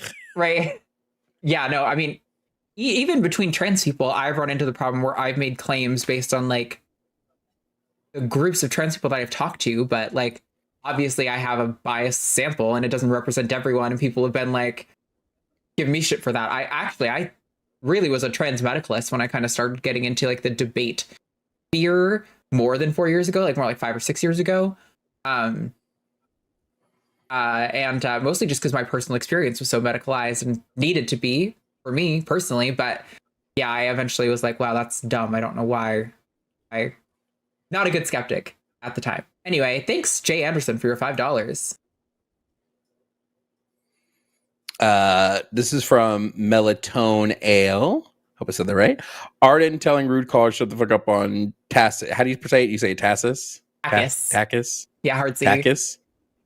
TACIS. Always makes me smile. Also, awesome to see Jovan on the line. Hell yeah. Also, it's Melatonin Ale, because her name is Alejandra. Melatonin Ale. Got it. Yes. Don't worry. Every single person who has ever read that name also says Melatonin Ale first. Love you, Ale, but it's true. €5 from Rebecca Borg. Springboarding caller Nat. If the trajectory continues, USA will become SA. Oh, no, Unity. Yeah, maybe become 2 or 3 more different countries. Yeah, I think some sort of thing like that is probably a more likely. I don't know. I really don't know what to expect. I don't think it'll happen for the sole reason that the blue states basically fund the red states' economies. The red states can't afford to go out on their own. They just physically can't. Like, yeah, they'll go under immediately. Why they want to dominate everything. California's keeping majority of the country afloat, it seems like sometimes. Yeah, I don't know. We're already not united. I mean, it's a fucking shit show. We definitely are the states of America. Yeah. From Sarah Helis, you might have taken basic biology. Thanks. God doctors take advanced biology. So true. Right. So true. Oh my God. The amount of people, that's basic biology. It's such an unaware self-own that it's like, you're literally admitting in the statement that you don't have education on the topic. Like, doesn't that make you embarrassed? That like, it's okay to be ignorant about a topic. It's not okay to be ignorant and pretend you know something on a topic. That's where it's a problem. Like, just admit you have no fucking clue and your word is worthless in the conversation. Like, anyway, $4.99 from Mindy DeVille. Great show tonight, YouTube. I'm looking forward to this. If Jovan ever does panels again, he should get Arden on. I would love to be on anytime. I'm gonna ask Arden to be on my podcast, guys. Don't worry. Sweet. Love the cross promo. It's gonna be fun. Which means you guys should go subscribe so that way you can be ready when the podcast is released. Watch it. There you go. Violet from Kate Space, but won't you think of the Aztecs? Thanks as always, Arden. Hashtag Snack Mom. Jovan, first time hearing you. You're delightful and I look forward to more. Hey, thank you. Don't compliment me though. Actually, if you ever see GFY in any of these, it's because the guy who owns the channel, who has hosted a bunch, Jimmy Snow, he's another YouTuber. He also hates compliments. So everyone just started saying, "Go fuck yourself, Jimmy."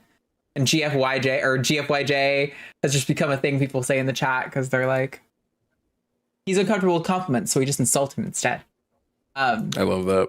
$5 from Braxton. Really, Jovan, now I can't stop singing High School Musical. LOL. I tuned into your stream earlier and you were singing from Mulan, Who Is That Girl I See? And I was singing that all up and down while doing show prep. Echolalia. Yes. My brain definitely does just pick up on what other people are laying down musically. Same. This is from Space Barbarian. Thank you for the $5. Thank you, Arden, Jovan. I love snakes. I got to hold an enormous 10 to 12 foot black python on my shoulders in high school. Sick. Y'all just have a death wish. I get it. I mean, I don't get it. A black python, and it was that large? Why's it got to be a black python? I'm trying to think of so it's either going to be a Burmese or a reticulated python, and there's not a lot of like completely melanistic morphs out there, so I don't know. There's some dark hued ones, but not completely black. Interesting. Curious. We've got $5 from JamNico6.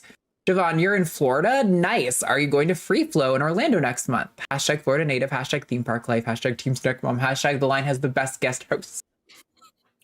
I didn't plan on it. I do know of the event, but I think next month. Oh, next month is my birthday. Do you mean like March? That's my birthday month. I got a lot planned next month. So happy birthday. Hopefully we won't have a deal breaking fight in between here and now where I can actually wish you on your birthday. Yeah, Free Flow is my favorite like atheist convention expo. It is so good.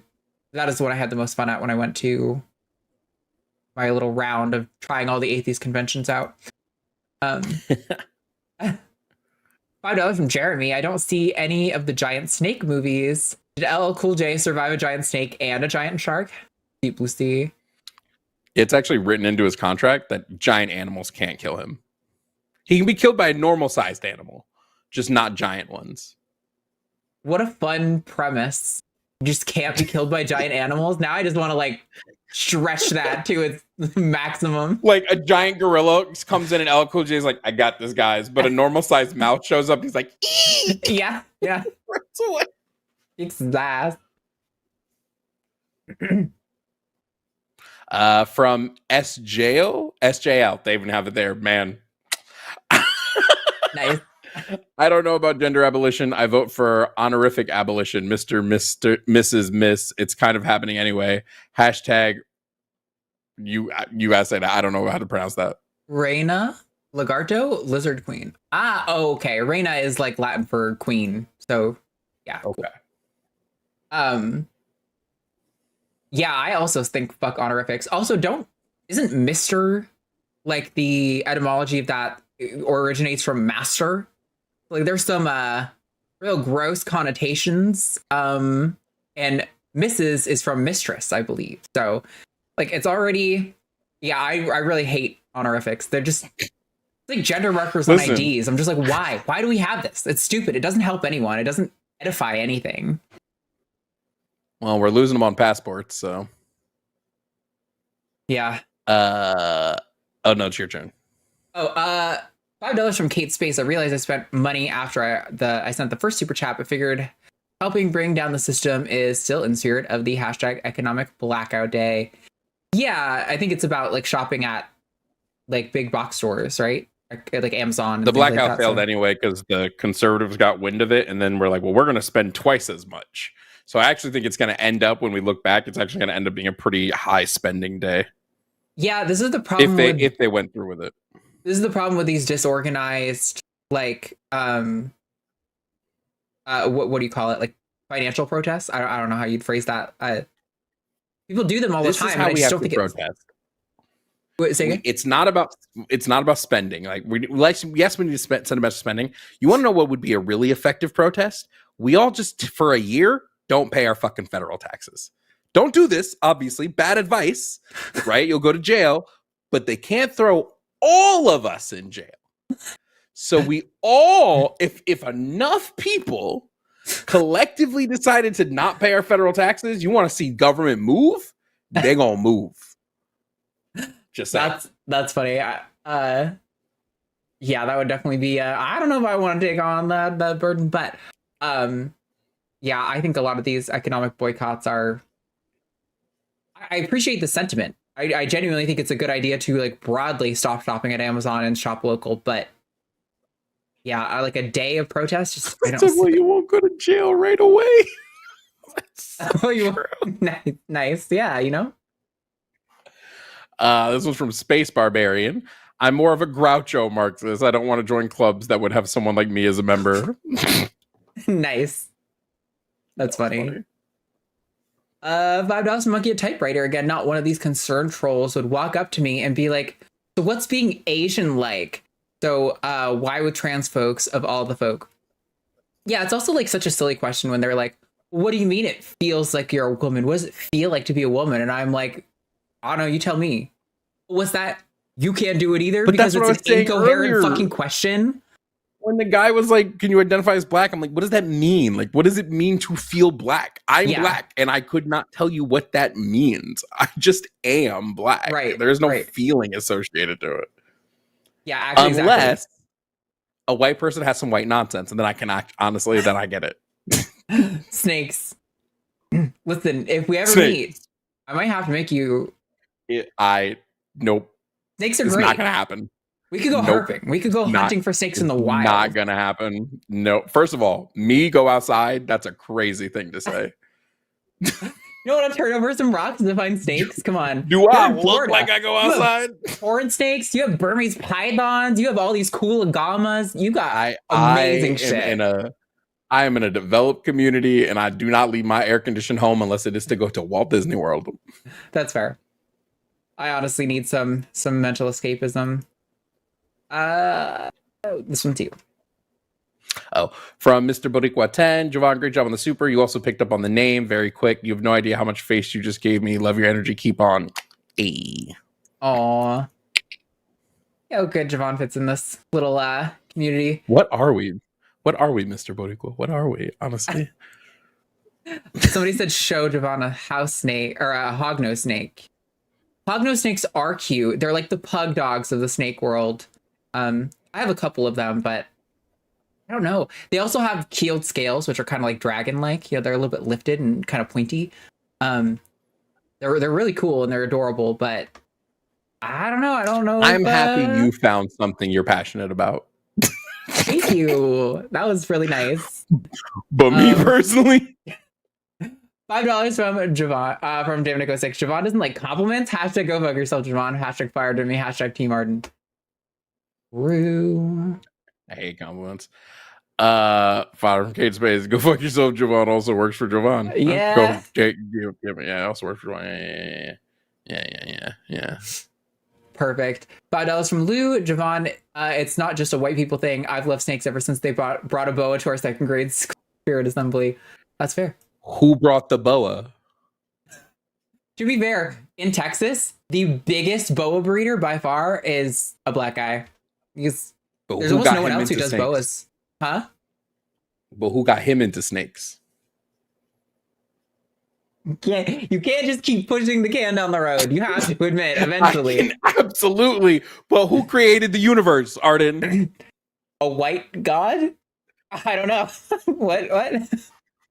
Is that what you wanted me to say? So true, though. Unclear. So true. All right. That was the last super chat, everybody.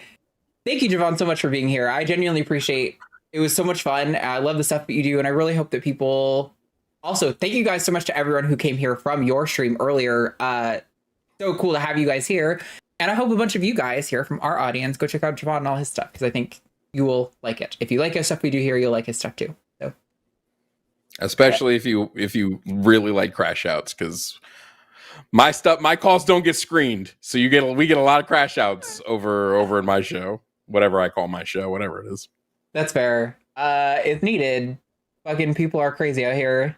Well, everybody, thank you guys so much for hanging out. And I think Jimmy might do a Cus I Wanna tomorrow. Not sure. Sunday show will probably be Matt and Paul, although I know we haven't locked down Paul. Forrest and Eve are on the late show. Monday is Aaron Adair and Owen Morgan. Tuesday, Even Promise. It's going to be Alyssa and Erica Gutsa Gibbon. Sorry, I'm doing the whole schedule off the top of my head. Jimmy will be back on the Hang Up with Matt next week, and then it'll be Dr. Ben and Josie on TACIS. So thank you guys so much, and I don't know, give us money. Go to Patreon, patreon.com/calltheline, you get your name on this list. Be one of these cool people who gave us money. Don't you want to give us money? Be a cool person who gave us money. I think that's a great idea for you, and will make your life so much better. Jimmy's in chat, and he says he is doing a show tomorrow, so tune into that. Yeah,